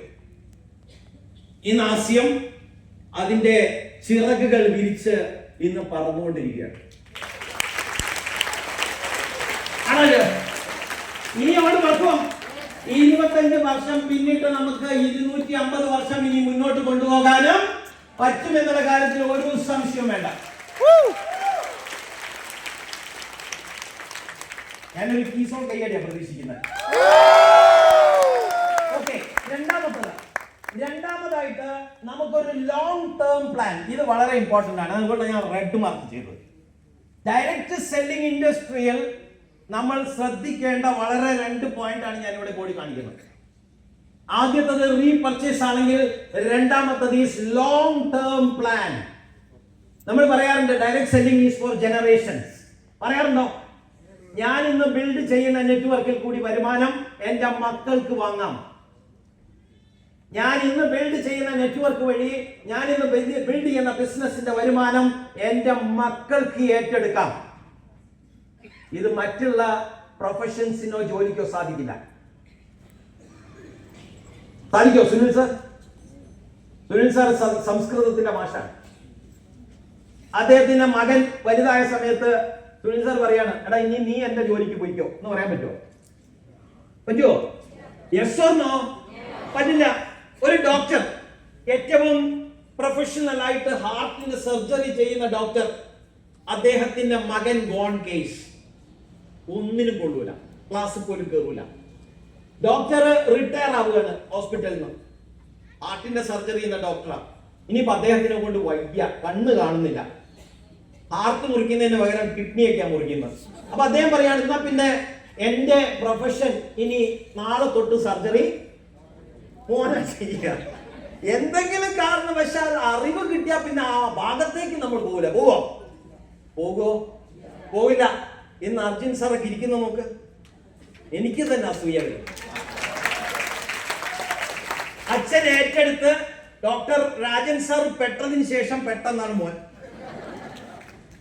പെട്ടോ. ഞാനിവിടെ പറയുന്ന പെടല് രക്ഷപ്പെടല കേട്ടോ, രക്ഷപ്പെട്ടോ. എന്റെ മകൻ, അവൻ ഡൽഹിയിലായിരുന്നു, എന്തോ ഭക്ഷണമൊക്കെ കഴിച്ച് ഏതൊക്കെയോ സമയത്ത് വന്ന് കയറുന്നു. ഞങ്ങളൊരു 10-15 ദിവസം അവന്റെ കൂടെ പോയി നിന്നു ഡൽഹിയിൽ. അന്ന് ഞാൻ തീരുമാനിച്ചു ഇവന്റെ പണി മതി. അന്ന് ഞാൻ തീരുമാനിച്ചു, അവനോട് പറഞ്ഞില്ല എന്ന് മാത്രം. അവൻ എന്നോട് വിഷമം പറഞ്ഞ് നീ വിട്ടിട്ട് പോരാൻ പറഞ്ഞു. 2 ലക്ഷത്തോളം വരുമാനം സാലറി ഉണ്ടായിരുന്നു അവനോടെ. അവരിന്ന് ആർസിഎമ്മിൽ എന്റെ കൂടിയാണ്. കഴിഞ്ഞ ഒരു 7 മാസത്തോളമായിട്ട് അവൻ്റെ കൂടെ ഉണ്ട്. 7-8 മാസമായിട്ടുണ്ട്. അതിന് മുമ്പ് അവൻ ഡൽഹിയിലായിരുന്നു. ഇന്ന് അവിടെ വന്നു. ഇപ്പോൾ റോയൽറ്റി ചീറാണ്. മേ ബി അബൌട്ട് 25,000-30,000 ഒക്കെ കഷ്ടി അവന് വരുമാനം കാണുമായിരിക്കും. പക്ഷേ he is happy. I am more happy. Right? Long term plan. ഇത് തലമുറകൾക്ക് കൊടുക്കുന്ന വരുമാനമാണ്. തലമുറകൾക്ക് നമുക്ക് കൈമാറണമെങ്കിൽ കമ്പനി സ്ട്രോങ് ആയിരിക്കണം. വേണ്ടിയോ? കമ്പനി സ്ട്രോങ് ആയിരിക്കണം. കമ്പനിയുടെ investments, infrastructure and company investment, ഞാൻ എത്ര ഇൻവെസ്റ്റ് ചെയ്യുന്നു എന്നുള്ളത് ഇമ്പോർട്ടന്റ് അല്ല. As A direct seller, as A customer, as A distributor, എനിക്ക് ആ കമ്പനിയിൽ എത്ര ഇൻവെസ്റ്റ്മെന്റ് ചെയ്യണം എന്നുള്ളത് ഇമ്പോർട്ടന്റ് അല്ല. പല കമ്പനികളും നമ്മളുടെ ഇൻവെസ്റ്റ്മെന്റ്സിനെ പറ്റിയാണ് സംസാരിക്കുക. നിങ്ങൾ ലക്ഷങ്ങൾ ഇൻവെസ്റ്റ് ചെയ്യൂ, നിങ്ങൾക്ക് ഇത്രയും റിട്ടേൺസ് തരാം. നിങ്ങൾ ഇത്ര ഇട്ടാൽ 10% മാസ റിട്ടേൺ, 20% മന്ത്ലി റിട്ടേൺ, 3 മന്ത്സിൽ ഡബിൾ, 4 മന്ത്സിൽ ഡബിൾ. പല കമ്പനികളും നമ്മളോട് സംസാരിക്കുക നമ്മളുടെ ഇൻവെസ്റ്റ്മെന്റിനെ പറ്റിയിട്ടാണ്. അവരൊരിക്കലും അവരുടെ ഇൻവെസ്റ്റ്മെന്റ് പറയാറില്ല. ഇവിടെ ആർസിഎം നമ്മളെ പഠിപ്പിക്കുന്നത് തന്നെ അവരുടെ ഇൻവെസ്റ്റ്മെന്റാണ്. നമ്മളോട് കമ്പനി പറയാ നിങ്ങളൊന്നും ഇൻവെസ്റ്റ് ചെയ്യണ്ട, നിങ്ങൾക്ക് വേണ്ടിയിട്ട് ഞങ്ങൾ ഇൻവെസ്റ്റ് ചെയ്തിട്ടുണ്ട്. നമുക്ക് വേണ്ടിയിട്ട് ആരാ ഇൻവെസ്റ്റ് ചെയ്തത്? നമുക്ക് വേണ്ടിയിട്ട് ആര് ഇൻവെസ്റ്റ് ചെയ്തു? കമ്പനി ഇൻവെസ്റ്റ് ചെയ്തിട്ടുണ്ട്. നമ്മളോട് ഇൻവെസ്റ്റ് ചെയ്യേണ്ട, നിങ്ങൾ അത്യാവശ്യം നിങ്ങളുടെ വീട്ടിലേക്ക് വേണ്ട സാധനങ്ങൾ വാങ്ങിയാൽ മതി. 1000 രൂപയുടെ വേണമെങ്കിൽ 1000 രൂപ, 2000 വേണേ 2000, 5000 വേണേ 5000. നിങ്ങളുടെ കപ്പാസിറ്റി നിങ്ങൾ അടുത്തുള്ള വീട്ടുകാർക്കും കൂടി കൊടുക്കുകയാണെങ്കിൽ കുറച്ച് മികച്ച രീതിയിൽ നിങ്ങൾക്ക് പർച്ചേസ് ചെയ്ത് അവർക്കും കൂടി പ്രോഡക്റ്റ് കൊടുക്കാം വേണമെങ്കിൽ. നമ്മളോട് ആരോടും ഇൻവെസ്റ്റ് ചെയ്യാൻ കമ്പനി പറയുന്നില്ല. എന്നാൽ മറ്റ് പല അടഞ്ഞുപോയ കമ്പനികളും നമ്മളോട് ഇൻവെസ്റ്റ് ചെയ്യാൻ പറയുന്നു. അവരെ കടച്ചുപോയി. കാരണം അവർക്ക് എന്തായിരുന്നു വേണ്ടിയിരുന്നത്? ആ കമ്പനികൾക്ക് എന്തായിരുന്നു വേണ്ടിയിരുന്നത്? നമ്മുടെ പണം. ആ നമ്മുടെ പണം അവർക്ക് കിട്ടിയപ്പോൾ അവർ കൂട്ടിപ്പോയി. ഈ കമ്പനിക്ക് നമ്മുടെ പണം വേണ്ട, അവർ ഇൻവെസ്റ്റ് ചെയ്തു, അതുകൊണ്ട് അവരവിടെ ഉണ്ടാവും, നമുക്ക് വേണേ വിട്ടിട്ട് പോവാം. ഹലോ,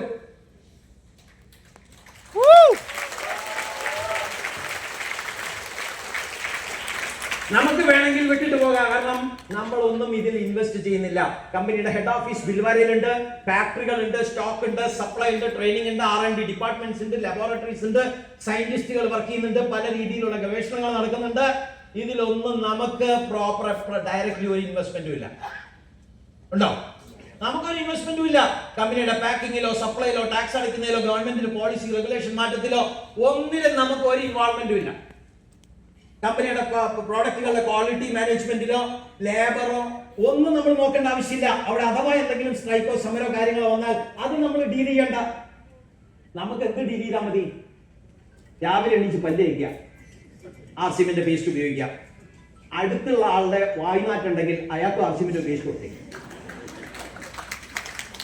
ഇത്രയേ ഉള്ളൂ പണി. ഇതിന് വേണ്ടിയിട്ട് കരഞ്ഞിരിക്കുകയാണ് ആൾക്കാർ. എന്റെ അപ്ലൈ വരുന്നില്ല, അപ്ലൈ അടുത്തുള്ള ആളെ വായനാട്ടുണ്ടെങ്കിൽ എടുത്തു കൊടുക്കും പേസ്റ്റ്. അതിനെന്തിനാണ് അപ്ലൈ?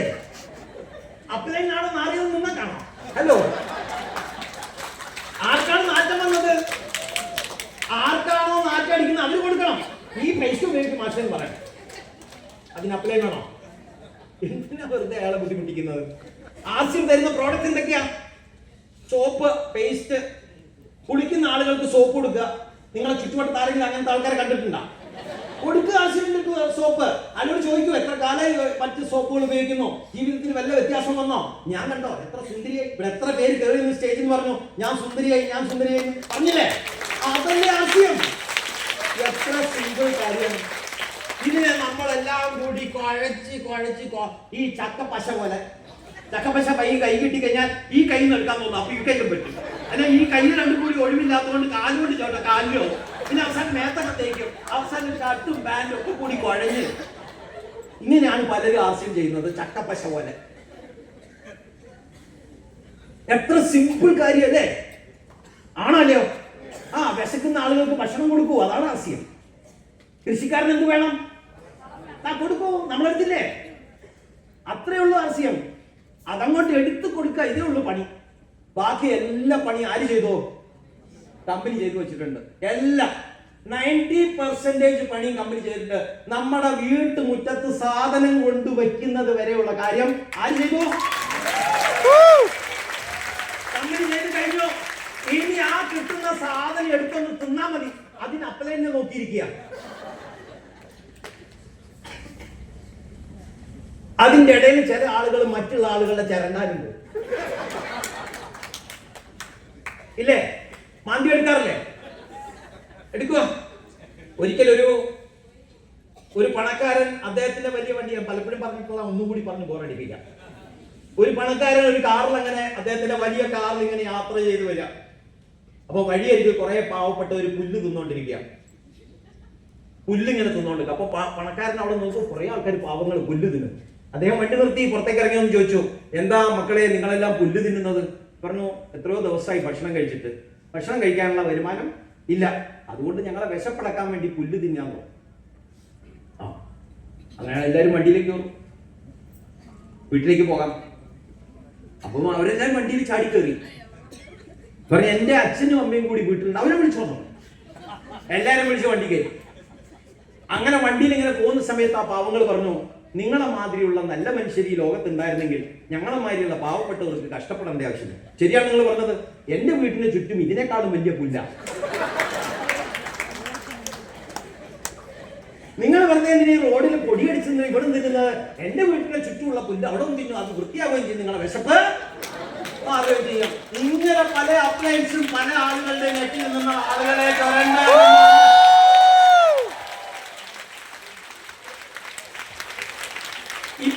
ഇപ്പൊ ഉള്ള സ്ഥലത്ത് പുല്ല് തിന്നാൻ പ്രയാസമായത് കൊണ്ടാണല്ലോ അപ്ലൈൻ മാറണം എന്ന് പറയുന്നത്. അപ്പൊ പുതിയ സ്ഥലത്ത് പോയിട്ട് പുല്ല് തിന്നാം. എന്തായാലും നിങ്ങളെ കൊണ്ട് പുതിയ ആൾക്കാർ പുല്ല് തീറ്റിക്കും.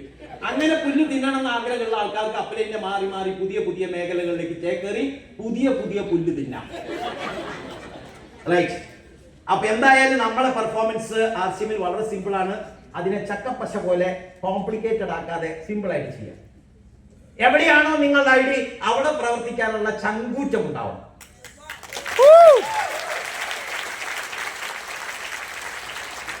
അതിനോടൊപ്പം അവരുടെ ലീഡറായി നിൽക്കുന്ന ആളുകളോട് കൂടി എനിക്ക് പറയാനുള്ളത്, നമ്മുടെ ടീമിൽ എന്റെ ഭാര്യ എന്നെ വിട്ടു പോയിട്ടുണ്ടെങ്കിൽ അതിന്റെ പ്രധാനപ്പെട്ട കാരണം ഞാൻ തന്നെയായിരിക്കും. അപ്പൊ ഒരാൾ നമ്മുടെ ടീമിൽ വന്നാൽ അവർ വിട്ടു പോകാതിരിക്കാൻ വേണ്ടിയിട്ടുള്ള സർവീസും കൂടി കൊടുക്കാനുള്ള മാനസിക സ്ഥിതി അപ്ലയൻസിൽ ഉണ്ടാകുന്നതാണ്. ഇനി അഥവാ നിങ്ങൾ അപ്ലയൻ അതിന് വേണ്ട പ്രോപ്പർ സർവീസ് തന്നിട്ടില്ലെന്നുണ്ടെങ്കിൽ പുതിയ മേഖലയിൽ പോയി പുല്ല് തിന്നണ്ട എന്ന് നിങ്ങൾ തന്നെ തീരുമാനിക്കുക. എന്നിട്ട് അവിടെ തന്നെ നിന്ന് പ്രവർത്തിക്കാൻ വേണ്ടി ശ്രമിക്കാം. ആരോ റെഡി? ഈ റെഡിയൊന്നും പോരാ, നമുക്ക് കേരളം മൊത്തം പിടിച്ചു കുലുക്കേണ്ടതാണ്. ആരോ റെഡി? അപ്പൊ നമ്മൾ റെഡിയായി. അപ്പൊ കമ്പനി നമ്മൾ പഠിച്ചു, നല്ല സാധനങ്ങള്, നല്ല സ്ട്രോങ് ആയിട്ടുള്ള കമ്പനിയാണ്. നമ്മൾ ടീമിലേക്ക് കൊണ്ടുവരുന്ന ആളുകൾ റീപർച്ചേസ് ചെയ്യും. നമുക്ക് തലമുറകൾക്ക് വേണ്ടിയിട്ട് നമുക്ക് പ്ലാൻ ചെയ്ത് RCMൽ പ്രവർത്തിക്കാം. തലമുറകൾക്ക് വേണ്ടി RCMൽ പ്രവർത്തിക്കണം എന്നുണ്ടെങ്കിൽ കമ്പനി മാത്രം നന്നായാ പോരാ, നമ്മളും നന്നാവണം. വേണം വേണ്ടിയോ? നമ്മുടെ കൂടെ വന്ന ആൾക്കാർ നമ്മളെ വിട്ടു പോകാൻ പാടില്ല. നമ്മളൊരു മാഗ്നറ്റ് ആയിട്ട് മാറണം. നമ്മളിലേക്ക് വരുന്ന ആളുകള് നമ്മളുമായിട്ട് അട്രാക്ട് ചെയ്ത് നിൽക്കാൻ വേണ്ടിയിട്ട് നമ്മൾ നല്ല മനുഷ്യനായാൽ മതി. Right direct selling company repurchase without any pressure. ഒരു പ്രഷറും മറ്റ് പ്രഷറുകൾ ഇല്ലാതെ, പുറമേ നിന്നുള്ള ഉണ്ടനും തള്ളലും ഇല്ലാതെ റീപർച്ചേസ് നിങ്ങളുടെ ടീമിൽ നടക്കുന്നുണ്ടെങ്കിൽ അത് ശരിയായ ഡയറക്ട് സെല്ലിംഗ് കമ്പനിയാണ്. Selling products without explaining the opportunity or meetings. ഒരു മീറ്റിംഗിലോ ഒന്നും കൊണ്ടുവരാതെ തന്നെ, അല്ലെങ്കിൽ RCMനെ പറ്റി ഒന്നും എക്സ്പ്ലെയിൻ ചെയ്യാതെ തന്നെ ആ കമ്പനിയുടെ പ്രോഡക്റ്റുകൾ നിങ്ങൾക്ക് വിൽക്കാൻ പറ്റുന്നുണ്ടെങ്കിൽ അതൊരു നല്ല കമ്പനിയാണ്. പല കമ്പനികളിലും നിങ്ങൾക്ക് ആ കമ്പനിയുടെ പ്രോഡക്റ്റുകൾ വിൽക്കണമെന്നുണ്ടെങ്കിൽ ആ കമ്പനിയുടെ മാർക്കറ്റിംഗ് പ്ലാൻ എക്സ്പ്ലെയിൻ ചെയ്യണം. അതല്ലെങ്കിൽ ആ കമ്പനിയുടെ മീറ്റിംഗ് നടക്കുന്ന സ്ഥലത്ത് കൊണ്ടിരുത്തിയാലേ ആ പ്രോഡക്റ്റുകൾ നിങ്ങൾക്ക് വിൽക്കാൻ പറ്റുള്ളൂ. RCMന്റെ പ്രോഡക്റ്റുകൾ വിൽക്കാൻ വേണ്ടിയിട്ട് നിങ്ങൾ ഒരു മീറ്റിംഗിൽ കൊണ്ടുവരേണ്ട ആവശ്യമില്ല. അല്ലാതെ തന്നെ RCM പ്രോഡക്റ്റുകൾ നിങ്ങൾക്ക് വിൽക്കാൻ സാധിക്കും. Earn income without joining people. ആളുകളെ സ്പോൺസർ ചെയ്യാതെ തന്നെ RCMൽ വരുമാനം ഉണ്ടാക്കാൻ പറ്റും. ഇന്ന് പുതിയതായിട്ട് ജോയിൻ ചെയ്യുന്ന ഒരു വ്യക്തി ഇനി ഒരു വ്യക്തിയെ RCM കൊണ്ടുവരാതെ തന്നെ വരുമാനം ഉണ്ടാക്കാൻ പറ്റുമോ? പറ്റും. എങ്ങനെ? സ്വന്തം ഉപയോഗിച്ചാൽ മതി. ഒരാൾക്ക് പോലും ഈ പ്രോഡക്റ്റ് കൊടുക്കുക പോലും വേണ്ട, നിങ്ങൾക്ക് വരുമാനം കിട്ടും. സെൽഫ് യൂസ്, അതിനാണ് കൺസിസ്റ്റൻസി പ്ലാൻ എന്ന് പറയുന്നത്. കൺസിസ്റ്റൻസി പ്ലാൻ അറിയോ? 1500 PV, 2500 PV, 5000 PV എന്ന് പറഞ്ഞ് 3-4 സ്ലാബ് കമ്പനി തന്നിട്ടുണ്ട്. ആ സ്ലാബ് നമ്മള് സെൽഫ് പർച്ചേസ്, ഞാൻ സ്വന്തം ഉപയോഗിക്കുന്ന വഴി എനിക്ക് കിട്ടുന്ന വരുമാനമാണ് കൺസിസ്റ്റൻസി പ്ലാൻ. ഒരാളെ പോലും RCM കൊണ്ടുവരാതെ നമുക്ക് വരുമാനം ഉണ്ടാക്കാം. Earning income without joining people, that is a right direct selling company. അത് RCM ഉണ്ടാവും opportunity, right? Sponsor people at any location. ചില കമ്പനികളിൽ ആളെ സ്പോൺസർ ചെയ്യണമെന്നുണ്ടെങ്കിൽ നിങ്ങൾ നല്ല പരമാധാനി വിരിച്ച AC ഓഡിറ്റോറിയത്തിൽ ഇരുത്താനേ നിങ്ങൾക്ക് സ്പോൺസർ ചെയ്യാൻ സാധിക്കുള്ളൂ. ഞങ്ങള് ആടിന്റെ തൊഴുത്തില്, പശുവിന്റെ തൊഴുത്തില്, ആൽമരത്തിന്റെ ചോട്ടിൽ ഇരുന്നിട്ട് ആൾക്കാരെ സ്പോൺസർ ചെയ്തു. ബസ്സില് നമ്മളെ കൂട്ടത്തിൽ യാത്ര ചെയ്യുന്ന ആളുകൾ നമ്മളെ നോക്കിയാൽ ആൾ കുടുങ്ങി. അയാൾക്ക് നമ്മൾ പ്ലാൻ പറഞ്ഞു കൊടുക്കും, പ്രോഡക്റ്റ് പറഞ്ഞു കൊടുക്കും, കൊടുക്കൂലേ? അവര് നമ്മളെ ടീമിലാണ്. നമ്മളെ നോക്കി ചിരിച്ചാൽ അയാൾ പെട്ടു. അയാളെ നമ്മൾ RCM കൊണ്ടുവരും. നമ്മൾ അടുത്തുകൂടി പോയാൽ അയാൾ നമ്മളെ നോക്കി അബദ്ധത്തിൽ ഞാൻ സംസാരിച്ചാൽ അയാൾ നമ്മുടെ കൂടെ വരും. എവിടെ നിന്നും ആരെ നമ്മൾ സ്പോൺസർ ചെയ്യും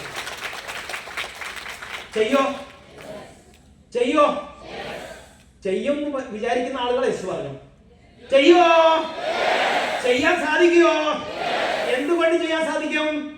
എന്തുകൊണ്ട് നമുക്ക് സ്പോൺസർ ചെയ്യാൻ സാധിക്കും? അത് ആദ്യത്തെ 3 പോയിന്റ്. ആദ്യത്തെ 3 പോയിന്റ് കൊണ്ടാണ് നമുക്ക് ആരെയും എവിടുന്നും നമുക്ക് സ്പോൺസർ ചെയ്യാൻ സാധിക്കുന്നത്. നമുക്ക് നമ്മുടെ ടീമിൽ വരുന്ന ആളുകൾക്ക് റീപർച്ചേസ് ഈസിലി ചെയ്യാൻ സാധിക്കുന്നത് അങ്ങനത്തെ പ്രോഡക്റ്റുകളാണ് നമ്മുടെ കയ്യിലുള്ളത്. വേണ്ടെന്ന് ആർക്കും പറയാൻ പറ്റില്ല, റൈറ്റ്? അതേപോലെ തന്നെ നമുക്ക് ഒരു ഓപ്പർച്യൂണിറ്റിയോ ഒരു മീറ്റിങ്ങോ ഒന്നുമില്ലാതെ, അതുകൊണ്ട് തന്നെ നമ്മൾ RCMന്റെ മീറ്റിംഗ്സിലേക്ക് ആളുകളെ നമുക്ക് ഉന്തി തള്ളി കൊണ്ടുവരേണ്ടതിന്റെ ആവശ്യം എന്താണെന്ന് ചോദിച്ചു കഴിഞ്ഞാൽ മീറ്റിംഗിന്റെ ഒന്നും ആവശ്യമില്ല, അല്ലാതെ തന്നെ നമുക്ക് രക്ഷപ്പെടാൻ സാധിക്കും, റൈറ്റ്? അതൊക്കെയാണ് ആ ഒരു നല്ല ഡയറക്ട് സെല്ലിംഗ് കമ്പനിയുടെ പിന്നെ ഏറ്റവും വലിയ കാരണം ഇദ്ദേഹമാണ്.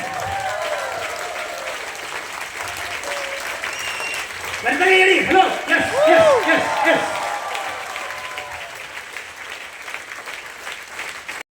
എന്ന് പറയുന്ന ഈ കമ്പനിയുടെ ഫൗണ്ടർ 1977 ടെക്സ്റ്റൈൽ മാനുഫാക്ചറിംഗുമായിട്ട് 47 വർഷം പണ്ട്, 47 വർഷങ്ങൾക്ക് മുമ്പ്. ഇന്ന് ഈ ഓഡിറ്റോറിയത്തിൽ 47 വയസ്സാകാത്ത പല ആൾക്കാരെയും കാണാൻ സാധിക്കുന്നു. നിങ്ങളൊക്കെ ജനിക്കുന്നതിന് മുൻപ് ബിസിനസ്, അന്ന് തൊട്ട് ഇന്ന് വരെ 1 രൂപ പോലും മാർക്കറ്റിൽ കടമില്ലാത്ത person. 1 രൂപ പോലും. നമുക്ക് ചാൻസ് കിട്ടിയാൽ നമ്മൾ കടമാണ്. ചാൻസ് അങ്ങനെ കിട്ടാത്തതുകൊണ്ടാണ്. കടം 1 രൂപ പോലും മറ്റുള്ളവരോട് വാങ്ങിയിട്ടില്ല എന്ന് നമുക്ക് പറയാനില്ല. നമ്മളെല്ലാം കടം വാങ്ങിയിട്ടുണ്ട്. ഒന്നുകിൽ വീട് വെക്കാനായിരിക്കാം, അല്ലെങ്കിൽ ചിലപ്പോൾ ആ മാസത്തെ എക്സ്പെൻസുകൾ മീറ്റ് ചെയ്യാൻ പറ്റാത്തതുകൊണ്ടായിരിക്കാം. നമ്മളെല്ലാം കടം വാങ്ങി ജീവിക്കുന്ന ആൾക്കാരാണ്. ഇദ്ദേഹത്തിന് പണം ഇല്ലാത്ത കാലത്തും കടം വാങ്ങാതെ ഇൻഡസ്ട്രി റൺ ചെയ്ത് ഇന്ന് RCM എന്ന് പറയുന്ന പ്രസ്ഥാനം കോടിക്കണക്കിന് രൂപയുടെ ടേൺ ഓവറിലേക്ക് എത്തിച്ചിന്ന് ഏറ്റവും പ്രൗഢഗംഭീരമായ ഒരു ഡയറക്ട് സെല്ലിംഗ് കമ്പനി ഇന്ത്യയിൽ നടത്തുന്ന FTSAയുടെ അംഗീകാരത്തോടു കൂടി നടത്തുന്ന ഒരു കമ്പനി ഏതാണെന്ന് ചോദിച്ചാൽ ദാറ്റ് ഈസ് RCM ബിസിനസ്.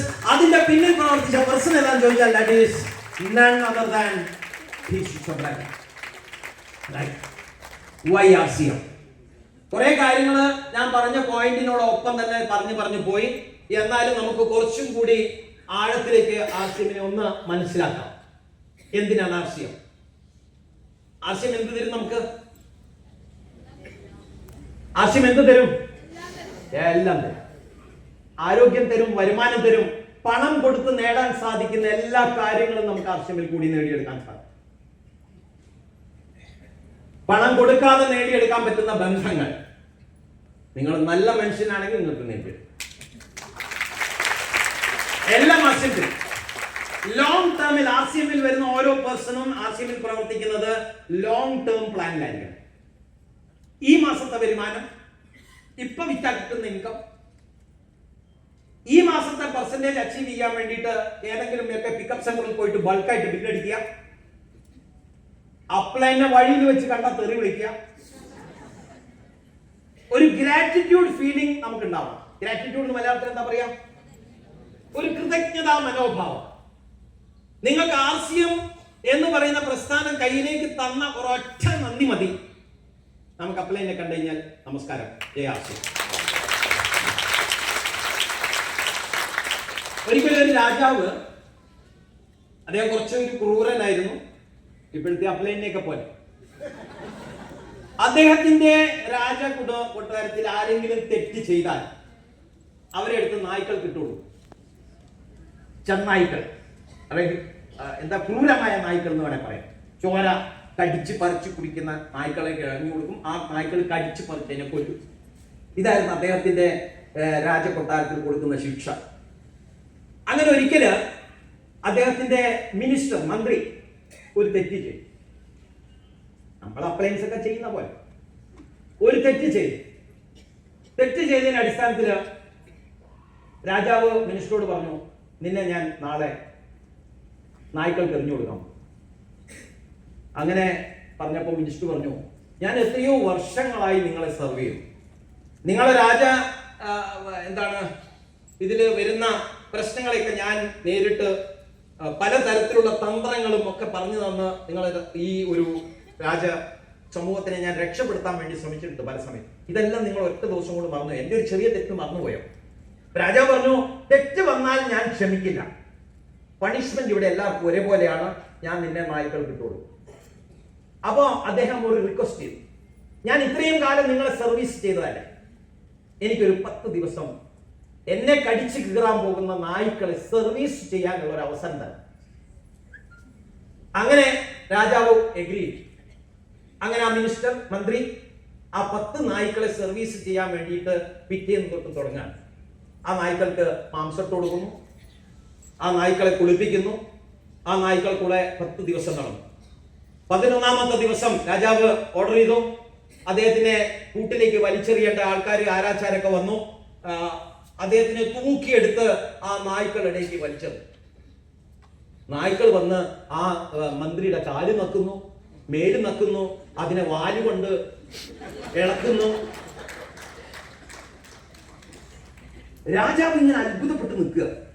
അല്ല, ഇതെന്താ സംഭവിച്ചത്? എന്റെ നായ്ക്കൾ ഇങ്ങനെയല്ലല്ലോ. എന്റെ നായ്ക്കൾ എല്ലാരും കടിച്ചു കീറുന്ന നായ്ക്കളാണല്ലോ, നമ്മുടെ അപ്ലയൻസുകളെ പോലെ. ഒന്നും കഴിയുന്നില്ല. എന്താ ഇത്, എന്ത് പറ്റി, ഒന്നും മനസ്സിലാവുന്നില്ല. അപ്പൊ മന്ത്രി അതിനകത്തുനിന്ന് പുറത്തിറങ്ങി വന്നിട്ട് ന്യായം പറഞ്ഞു കൊടുത്തു. നമുക്ക് എല്ലാവരും മനസ്സിലായല്ലോ അല്ലെ എന്താണെന്നുള്ളത്. എന്തായിരുന്നു? 10 ദിവസത്തെ സർവീസ് കൊണ്ട് ആ നായ്ക്കൾക്ക് മനസ്സിലായി. നന്ദി.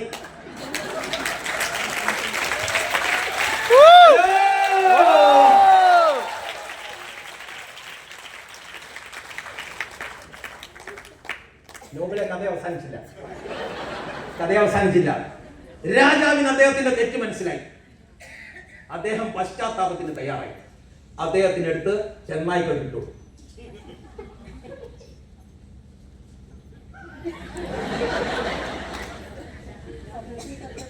അദ്ദേഹത്തിന് തെറ്റെന്താ മനസ്സിലായത്? ഇങ്ങനെ 10 ദിവസം കൊടുത്താൽ അദ്ദേഹത്തിന്റെ നായ്ക്കള് പെർഫോം ചെയ്യൂല. അതുകൊണ്ട് അദ്ദേഹം കാണാത്ത ചെന്നായ്ക്കൾക്ക് മന്ത്രി ഇട്ട് കൊടുത്തു കൊന്നു. അങ്ങനെയും നമ്മുടെ കൂട്ടത്തിൽ ചിലപ്പോൾ ആൾക്കാരുണ്ടാവും. അതുകൊണ്ടാണ് അങ്ങനെ കൊണ്ടുപോയി കഥ. അപ്പോ RCMല് നമുക്കെല്ലാം നേടിത്തരും. നമുക്ക് നമ്മുടെ കൂട്ടത്തിൽ വരുന്ന ആളുകളെ നമ്മുടെ കൂട്ടത്തിൽ പിടിച്ചു നിർത്താൻ മാത്രം സാധിച്ചാൽ മതി. കമ്പനി എന്നും ഉണ്ടാകും. ലോങ് ടേം പ്ലാൻ ചെയ്യാം. 1, 2, 3 വർഷം കഴിഞ്ഞാണെങ്കിലും നിങ്ങളുടെ ഗ്രോത്ത് ആരംഭിക്കും എന്നുള്ള കാര്യത്തിൽ ഒരു സംശയം വേണം. ഇന്ന് തന്നെ ചക്കക്കുരു കുഴിച്ചിട്ടിട്ട് നാളെ ചക്ക പറിക്കാൻ ഇറങ്ങാതിരുന്നാൽ മതി. കുറച്ച് കാലം എടുക്കുമെന്ന് മാത്രം, പക്ഷേ എന്തായാലും സംഭവിക്കും. ഉറപ്പാണോ? അങ്ങനെ ഉറപ്പുള്ള ആൾക്കാരായിരുന്നു ഞങ്ങളൊക്കെ. നമ്മളൊക്കെ തുടങ്ങിയ കാലത്ത് പ്രോഡക്റ്റും ഇല്ല, കമ്പനിയും ഇല്ല, BUC ഇല്ല, ഒരു കാര്യങ്ങളും ഇല്ലാത്ത കാലത്ത് നമുക്ക് മനസ്സിലുണ്ടായിരുന്നത് ആ ഹോപ്പ് മാത്രം. 1977 മുതൽ ഒരു കമ്പനി നടത്തിക്കൊണ്ടുവരാൻ പറ്റുന്ന ഒരാൾക്ക് ഇനി അങ്ങോട്ടുള്ള കാലങ്ങൾ കൊണ്ടുവരാൻ സാധിക്കുമെന്ന് മാത്രം ഞങ്ങൾക്ക് അന്ന് അറിയുള്ളായിരുന്നു. അത്രമാത്രം.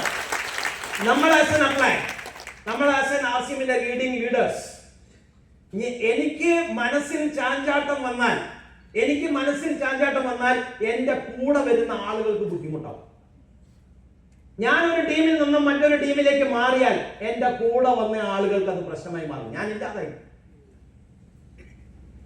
അപ്പോ ഞാൻ എവിടെയാണോ ഉള്ളത് അവിടെ ഉറച്ചു നിന്ന് മറ്റുള്ള ആളുകൾക്കൊന്നും ഉപദ്രവമില്ലാത്ത രീതിയിൽ പ്രവർത്തിക്കാൻ വേണ്ടി നമ്മൾ ശ്രമിക്കണം. PUCകളിലൊക്കെ പോയി നമ്മൾ വാങ്ങുന്ന പ്രോഡക്റ്റുകൾ അപ്പം കാശ് കൊടുത്ത് വാങ്ങാം. ഒരു പിക്കപ്പ് സെന്ററിൽ കടം വെക്കാതിരിക്കുക. കടം വാങ്ങുന്നതും കടം കൊടുക്കുന്നതും പിക്കപ്പ് സെന്ററുകാരും നിർത്തണം. ഔട്ട്ലെറ്റ് നടത്തുന്ന ആൾക്കാർ ഒരു കാരണവശാലും ആർക്കും കടം കൊടുക്കരുത്. ഗിരീഷ് സാർ ഒന്ന് ചോദിച്ചാൽ ഞാൻ ഗിരീഷ് സാറിനെ പറയാൻ കാരണം അദ്ദേഹം ചോദിക്കുന്നു എന്നുള്ളത് കൊണ്ടല്ല, അദ്ദേഹം ഇവിടുത്തെ രാജാവാണ്. സ്വപ്നങ്ങളുടെ രാജാവാണ്. ആണോ? ആണ്. അപ്പൊ ആര് ചോദിച്ചു കഴിഞ്ഞാലും നമ്മൾ കടം കൊടുക്കരുത്. കടം കൊടുക്കുന്നത് ഒരാളുടെ ബിസിനസിനെ അദ്ദേഹത്തിന്റെ ബിസിനസ് ലൈഫ് നിങ്ങൾ നഷ്ടപ്പെടുത്തുക. കടം കൊടുക്കുന്നത് ഒരാളെ ഉപദ്രവിക്കുക. അയാൾ കഷ്ടപ്പെട്ട് കാശ് അറേഞ്ച് ചെയ്ത് കൊണ്ടുവന്ന് വാങ്ങട്ടെ, അപ്പോഴേ അയാൾ ബിസിനസ്സിൽ പിടിച്ചു നിൽക്കുള്ളൂ. ഇതിന്റെ ബുദ്ധിമുട്ടുകൾ മനസ്സിലാക്കണം. മനസ്സിലാക്കിയാലേ മുന്നോട്ട് പോകുമ്പോൾ ചെറുതായിട്ട് വരുന്ന ബുദ്ധിമുട്ടുകൾ അവർക്ക് ഫേസ് ചെയ്യാൻ പറ്റുള്ളൂ. ബുദ്ധിമുട്ടുകൾ വരുമോ? പ്രശ്നം വരുമോ? പ്രശ്നം വരുമ്പോൾ എന്ത് ചെയ്യണം? അപ്ലൈനിൽ നിന്ന് പ്രശ്നം വരുന്നു, പിക്കപ്പ് സെന്ററിൽ നിന്ന് പ്രശ്നം വരുന്നു, നമ്മളെ ചിലപ്പോൾ അക്കൗണ്ടിലേക്ക് കാശ് ട്രാൻസ്ഫർ ചെയ്യുന്ന 1-2 ദിവസം ലേറ്റ്. ഇപ്പൊ രാജൻ സാർ പറഞ്ഞു കൊടുക്കുന്നത് എല്ലാവരുടെ അക്കൗണ്ടിൽ കാശ് വന്നില്ലേ? കാശ് വരാത്ത ആൾക്കാരെല്ലാം നെഗറ്റീവായി. അങ്ങനെ ചെറിയ ചെറിയ പ്രശ്നങ്ങൾ കൊണ്ട് നമ്മൾ നെഗറ്റീവ് ആകണോ? Yes or no? പല ആളുകളും ആശയം വിട്ടുപോകാനുള്ള കാരണം വലിയ വലിയ പ്രശ്നങ്ങളല്ല, ചെറിയ ചെറിയ പ്രശ്നങ്ങളാണ്. പലപ്പോഴും ചോദിക്കാറുണ്ട്, ആന കടിച്ച ആൾക്കാർ, ആനയുടെ കടിയേറ്റ ആൾക്കാർ എത്ര പേരുണ്ട്? എത്ര പേരുണ്ട് ആനയുടെ കടിയേറ്റവർ? ഇത്രയും പേരിൽ ആരുമില്ല. കൊതുകിന്റെ കടിയേറ്റവർ എത്ര പേര്? കണ്ടോ? മാക്സിമം ആളുകൾക്കും കൊതുകിന് കടിയുണ്ട്. അപ്പൊ ചെറിയ പ്രശ്നങ്ങളാണ് നമ്മളെ കടിക്കുക, അല്ലെ? ചെറിയ ചെറിയ പ്രശ്നങ്ങളാണ് നമ്മളെ എപ്പോഴും കടിക്കുക. വലിയ വലിയ പ്രശ്നങ്ങൾ ഒരിക്കലും നമ്മളെ കടിക്കാറില്ല. അപ്പൊ ചെറിയ ചെറിയ പ്രശ്നങ്ങൾ കൊണ്ട് ആശയം വിട്ട ആൾക്കാരാ മാക്സിമം. കഴിഞ്ഞ ദിവസം ഒരു വക്കീല് ഡൈവേഴ്സിന്റെ കേസ് മാത്രം, അദ്ദേഹം അതിൽ ഡോക്ടറേറ്റ് ആണ്. ഏത് ഭാര്യയും ഭർത്താവിനെ അദ്ദേഹം പിരിച്ചുവിടും. ഡൈവേഴ്സിൽ എക്സ്പേർട്ട് ആണ്. അദ്ദേഹം വരുന്നത് ഭാര്യ തുമ്മുന്നതാണ് ഭർത്താവ് ഡൈവേഴ്സ് കൊടുക്കാൻ കാരണം. ഇവൾ എപ്പോഴും തുമ്മുന്നു. ഡൈവേഴ്സ്. എടുത്ത പാത്രങ്ങൾ പ്രോപ്പറായിട്ട് വെക്കുന്നില്ല, പാത്രങ്ങളുടെ ശബ്ദം അടുക്കളയിൽ വരുന്നു. എടുക്കുന്ന പാത്രം പടയാൻ മറന്ന് താഴെ വീഴുന്നു. ഡൈവേഴ്സ്. ചെറിയ ചെറിയ കാരണങ്ങൾ കൊണ്ട് ഡൈവേഴ്സിന് പോകുന്ന കേസുകൾ. അതേപോലെ തന്നെ ആർസിഎം ബിസിനസ്സിൽ ചെറിയ ചെറിയ കാര്യം കൊണ്ട് ആർസിഎമ്മിനെ ഡൈവേഴ്സ് ചെയ്യുന്ന ആൾക്കാരുണ്ട്.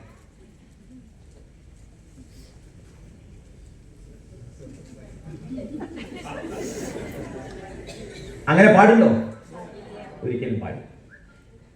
ആർസിഎം നമുക്ക് തലമുറകളോളം കൊണ്ടുപോകേണ്ടതാണ്. നമ്മൾ ചെയ്യുന്ന പ്രവർത്തനം വഴി നമ്മളെ മക്കൾക്ക് ഹാൻഡ് ഓവർ ചെയ്യേണ്ട ഒരു ലിഗസി ഉള്ള ബിസിനസ്സാണ്.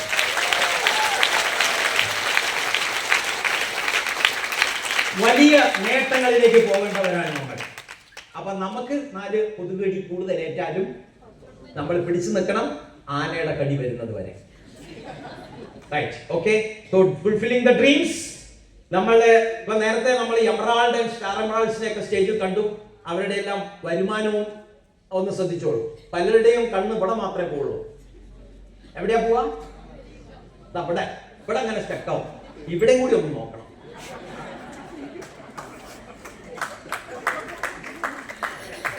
താഴെ കൂടി നോക്കണം.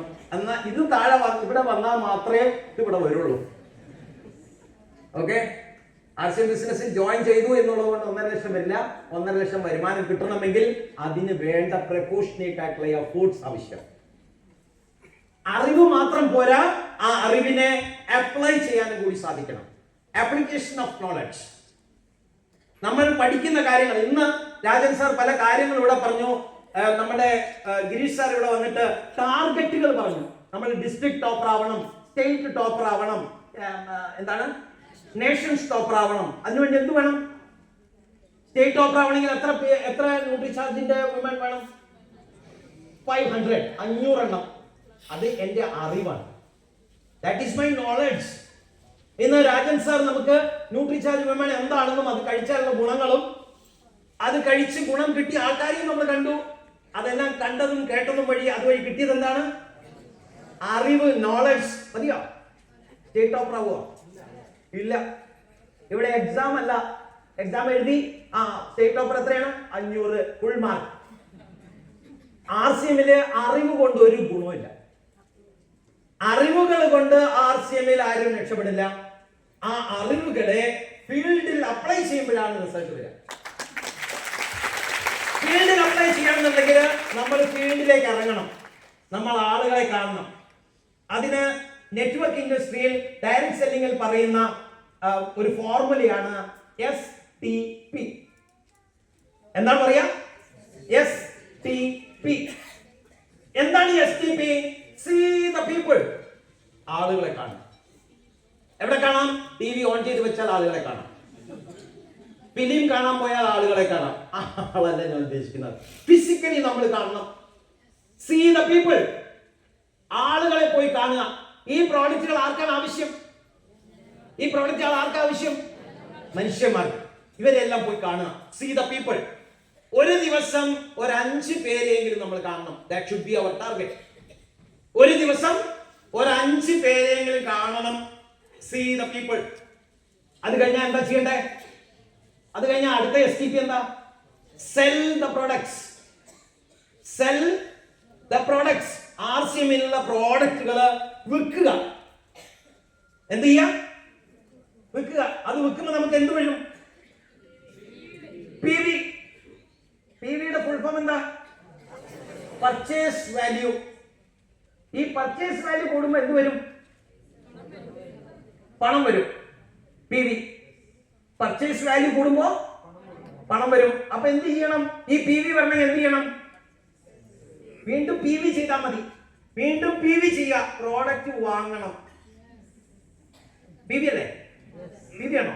പ്രോഡക്റ്റ് വാങ്ങണം. വാങ്ങിയിട്ട് ഇങ്ങനെ വീട്ടിൽ വെച്ചാൽ മതിയാ? പ്രോഡക്റ്റ് വിൽക്കണം. അതും PV ആണ്. അപ്പൊ PV വരണമെങ്കിൽ എന്ത് ചെയ്യണം? പ്രോഡക്റ്റ് വാങ്ങണം, പ്രോഡക്റ്റ് വിൽക്കണം. ഹലോ, എന്ത് ചെയ്യണം? ഒന്ന് ഒരുമിച്ച് പറഞ്ഞേ. പ്രോഡക്റ്റ് വാങ്ങണം. ഒന്നുകൂടി പറഞ്ഞ പ്രോഡക്റ്റ് ഇത്രയും ചെയ്താൽ മതി. പ്രോഡക്റ്റ് വാങ്ങുകയും പ്രോഡക്റ്റ് വിൽക്കുകയും വഴി നമുക്ക് എന്ത് കിട്ടും? PV കിട്ടും. നമ്മുടെ കൂടെ വരുന്ന ആളുകളെയും പ്രോഡക്റ്റ് വാങ്ങാനും പ്രോഡക്റ്റ് വിൽക്കാനും പഠിപ്പിക്കുന്നത് വഴി നിങ്ങൾക്ക് എമറാൾഡ് ആവാം.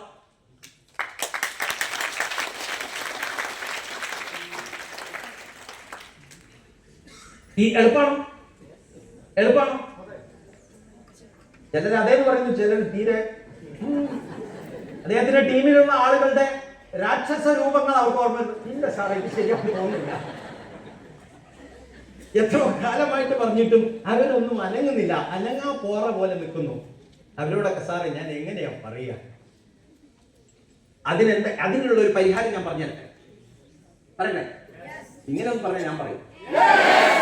അതും പോരാ, ഒരു കീസോൾ യെസ് വേണം. എളുപ്പമാണ്. നിങ്ങൾ പ്രവർത്തിച്ചാൽ മതി. ഒരാളെയും ശ്രദ്ധിക്കാതെ നമ്മൾ പ്രവർത്തനത്തിന് ഇറങ്ങണം. എന്റെ ടീമിലുള്ള ആളുകൾ പ്രവർത്തിക്കുന്നുണ്ടോ ഇല്ലയോ? വിവേകാനന്ദൻ പറഞ്ഞ എന്താണ്? ഞാൻ 100 സ്റ്റെപ്പ് മുന്നോട്ട് പോകുമ്പോൾ എന്റെ അണികൾ 1 സ്റ്റെപ്പ് മുന്നോട്ട് വയ്ക്കും. ഹലോ, ഞാൻ 100 സ്റ്റെപ്പ് മുന്നോട്ട് പോയാൽ എന്റെ അണികൾ 1 സ്റ്റെപ്പ് മുന്നോട്ട് വയ്ക്കും. ഞാൻ ഒരൊറ്റ സ്റ്റെപ്പ് പിന്നോട്ട് വെച്ചാൽ എന്റെ അണികൾ 100 സ്റ്റെപ്പ് പുറകോട്ട് വയ്ക്കും. വിവേകാനന്ദൻ പറഞ്ഞതാ. അതുകൊണ്ട് ഞാൻ എന്റെ അണികളെ കൊണ്ട് ഒരു സോപ്പ് വിൽപ്പിക്കണമെങ്കിൽ ഞാൻ എത്ര വിൽക്കണം? 100 സോപ്പ്. എത്ര വിൽക്കണം? 100 എണ്ണം വിൽക്കണം. എന്റെ അണികൾ, എന്റെ കൂട്ടത്തിൽ വരുന്ന ആളുകൾ ഒരു ന്യൂട്രിചാർജ് വുമൺ കൊടുക്കണമെങ്കിൽ ഞാൻ എത്ര വിറ്റിരിക്കണം? 100 എണ്ണം. അതായത് ഞാൻ പെർഫോമർ ആയിരിക്കണം. എന്റെ അണികള് ഞാൻ ഒരു 2 പേരെ പിടിച്ചു ചേർത്തു. ഇനി അവരെ കാത്തിരിക്കുക. ഇവർക്ക് എപ്പോഴാ കോഴി വരുന്നത്? എന്ത് വരാന്ന് ചോദിക്കാം. മലയാളത്തിൽ എന്തോന്ന് പറയല്ലോ, കോഴിക്ക് എന്തോ വരുന്നത്. ഇവർക്ക് ഇനി എപ്പോഴാ PV വരുന്നത്? ഇവർക്ക് എപ്പോഴാ PV വരുന്നതെന്ന് പറഞ്ഞ് നോക്കിയിരിക്കുക. ഇവർക്ക് PV ഒട്ടും എന്തുമില്ല, എന്റെ PV ഒട്ടും കയറുന്നില്ല. അതുകൊണ്ട് എന്റെ ടീമിൽ വന്ന ആളുകളുടെ പെർഫോമൻസ് നോക്കിയിരിക്കുകയല്ല വേണ്ടത്, ഞാൻ ഒരു പെർഫോമറായി മാറുക.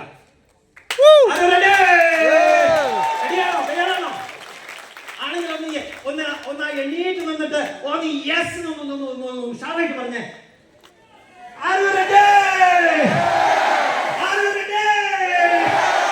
നമുക്ക് എല്ലാവർക്കും ചെയ്യാൻ സാധിക്കുന്ന സിമ്പിൾ ആയിട്ടുള്ള കാര്യങ്ങളാണ് ഞാൻ പറയുന്നത്. പ്രോഡക്റ്റ് വാങ്ങണം, പ്രോഡക്റ്റ് വിൽക്കണം, പ്രോഡക്റ്റ് വിൽക്കാൻ വാങ്ങാനും വിൽക്കാനും പഠിപ്പിക്കണം.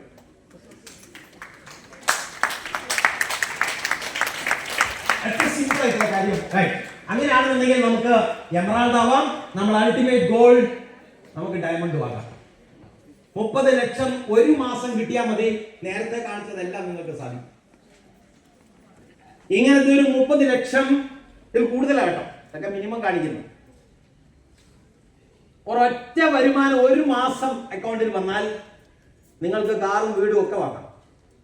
അല്ല ഒരു മാസം കൊണ്ട് ആയില്ല എന്നെങ്കിൽ 2 മാസം, അല്ലെങ്കിൽ 6 മാസം കൊണ്ട് എന്തായാലും കംപ്ലീറ്റ്. ഹലോ ആണോ അല്ലയോ? പക്ഷെ അതിലേക്ക് എത്തണം എന്നുണ്ടെങ്കിൽ താഴെ എഴുതിയിരിക്കുന്നതാ, ഇതൊന്നും കൂടി വായിക്കണം. ഇത് വരണമെന്നുണ്ടെങ്കിൽ എന്ത് ചെയ്യണം? പ്രോഡക്റ്റ് വാങ്ങണം, പ്രോഡക്റ്റ് വിൽക്കണം, പ്രോഡക്റ്റ് വാങ്ങാൻ പഠിപ്പിക്കണം, പ്രോഡക്റ്റ് വിൽക്കാൻ. അത്രേ ഉള്ളൂ.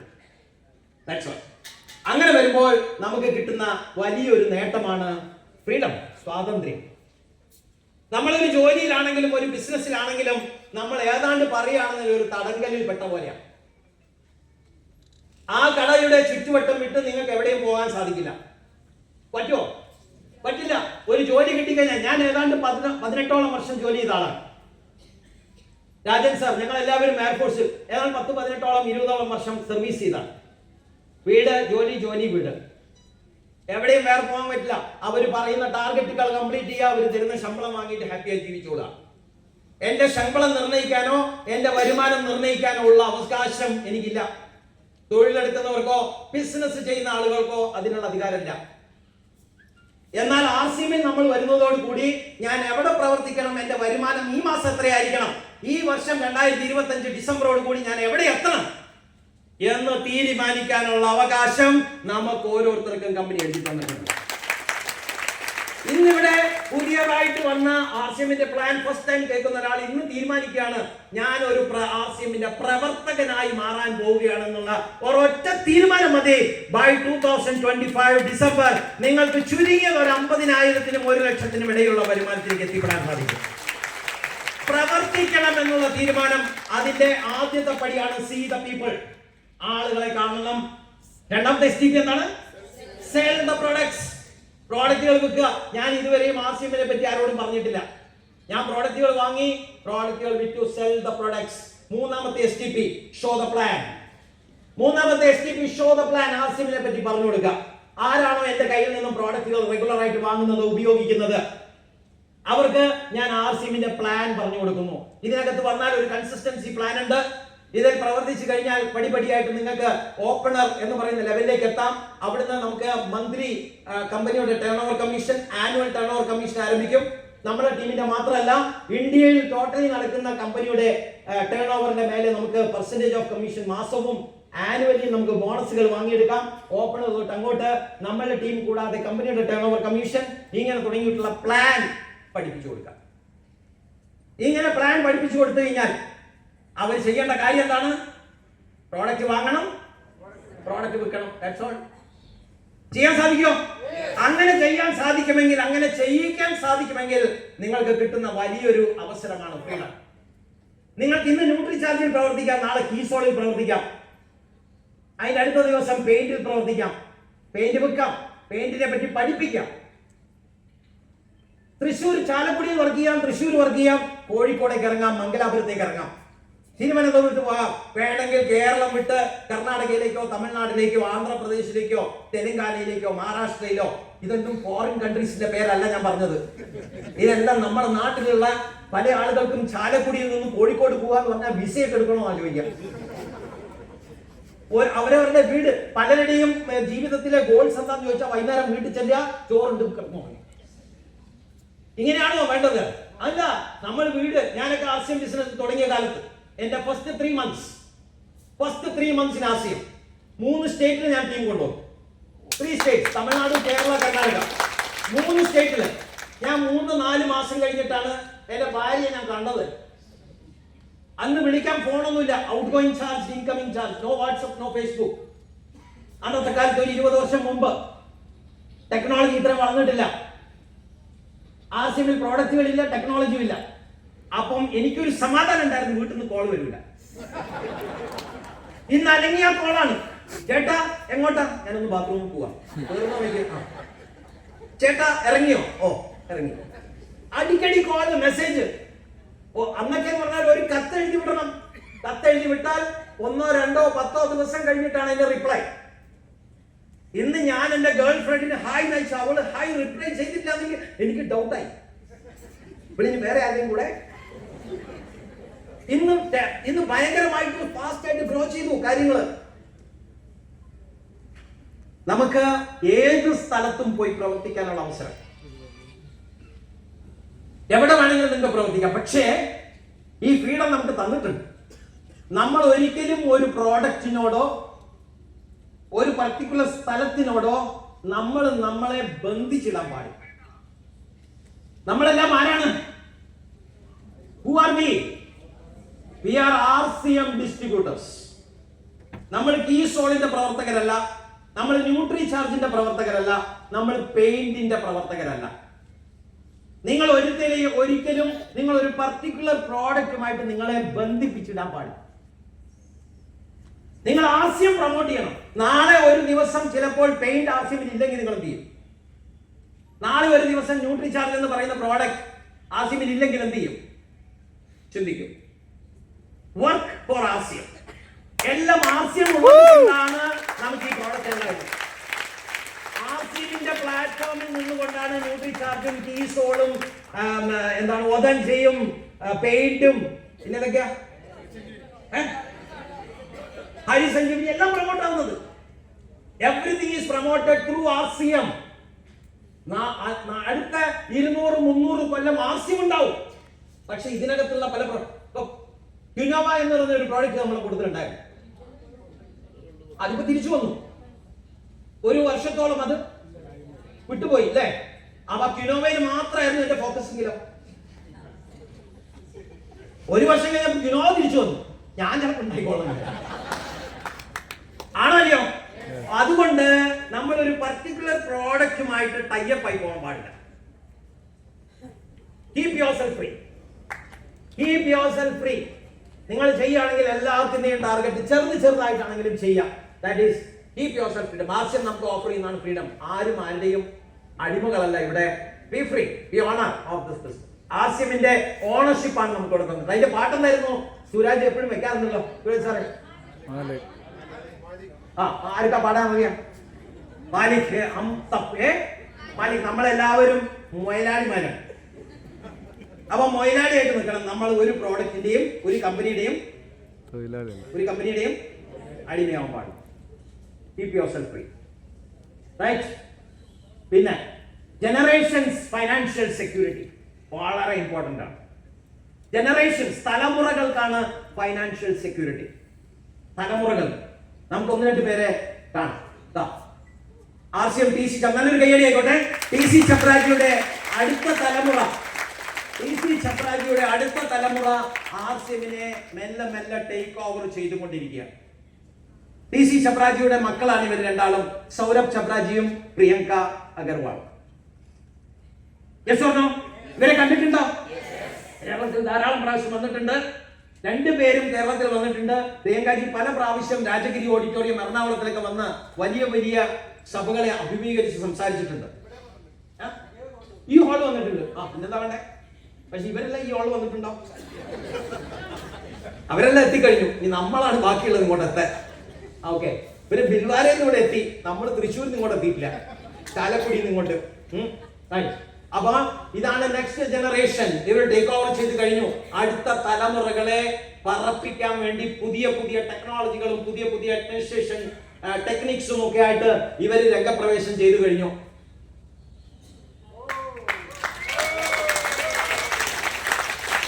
നമ്മളെ ഡോക്ടർ വട്സാറിന്റെ മകൻ വിശാൽ വട്സ് ഭട്ട് സാറിനെ കണ്ട എത്ര പേരുണ്ട് ഇവിടെ?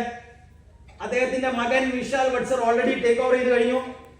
കേരളത്തില് ഈ ബിസിനസ് ആരംഭിച്ച ഗോപകുമാർ സാറിന്റെ മകൻ ഗൺഷ്യ. ആരെങ്കിലും ഗോപകുമാർ സാറിനെ കണ്ടിട്ടുണ്ടോ? കണ്ടിട്ടുണ്ടെങ്കിൽ ടീച്ചർ കൈയടി ആയിക്കോട്ടെ.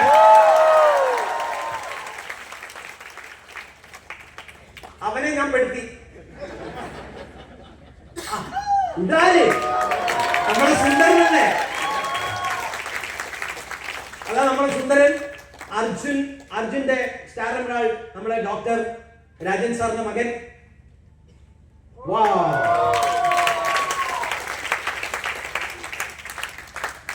എനിക്ക് ഇഷ്ടപ്പെട്ടു. ആഷിഖ്, അക്ഷയ് 24 വയസ്സ്. അക്ഷയ് അദ്ദേഹത്തിന്റെ സ്കൂൾ ഗെറ്റ് ടുഗദർ കഴിഞ്ഞ ദിവസം ഞാൻ ഫോട്ടോ കണ്ടതാ, ഫേസ്ബുക്കിൽ കണ്ട് ഞാൻ വിളിച്ചു ചോദിച്ചു. അപ്പൊ പറഞ്ഞു അവിടെ ആ ഗെറ്റ് ടുഗദറിന് വന്ന പിള്ളേർ, അക്ഷയുടെ കൂടെ പഠിച്ച പിള്ളേരല്ല അവിടെ വന്നത്, അച്ഛന്റെയും അമ്മയുടെയും കൊടുത്ത കാശ് കൊണ്ടാണ്. അക്ഷയ് അവിടെ ചെന്നത് അയാളുടെ സ്വന്തം കാറിൽ സ്വന്തം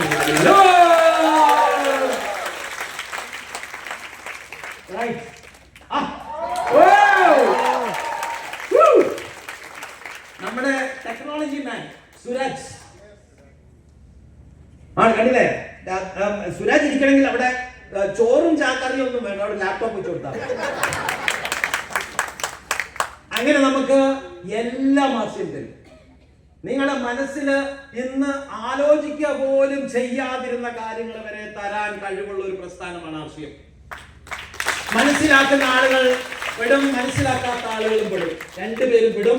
മനസ്സിലാക്കിയ ആൾ രക്ഷപ്പെടും, മറ്റുള്ള ആൾക്കാര് കഷ്ടപ്പെടും.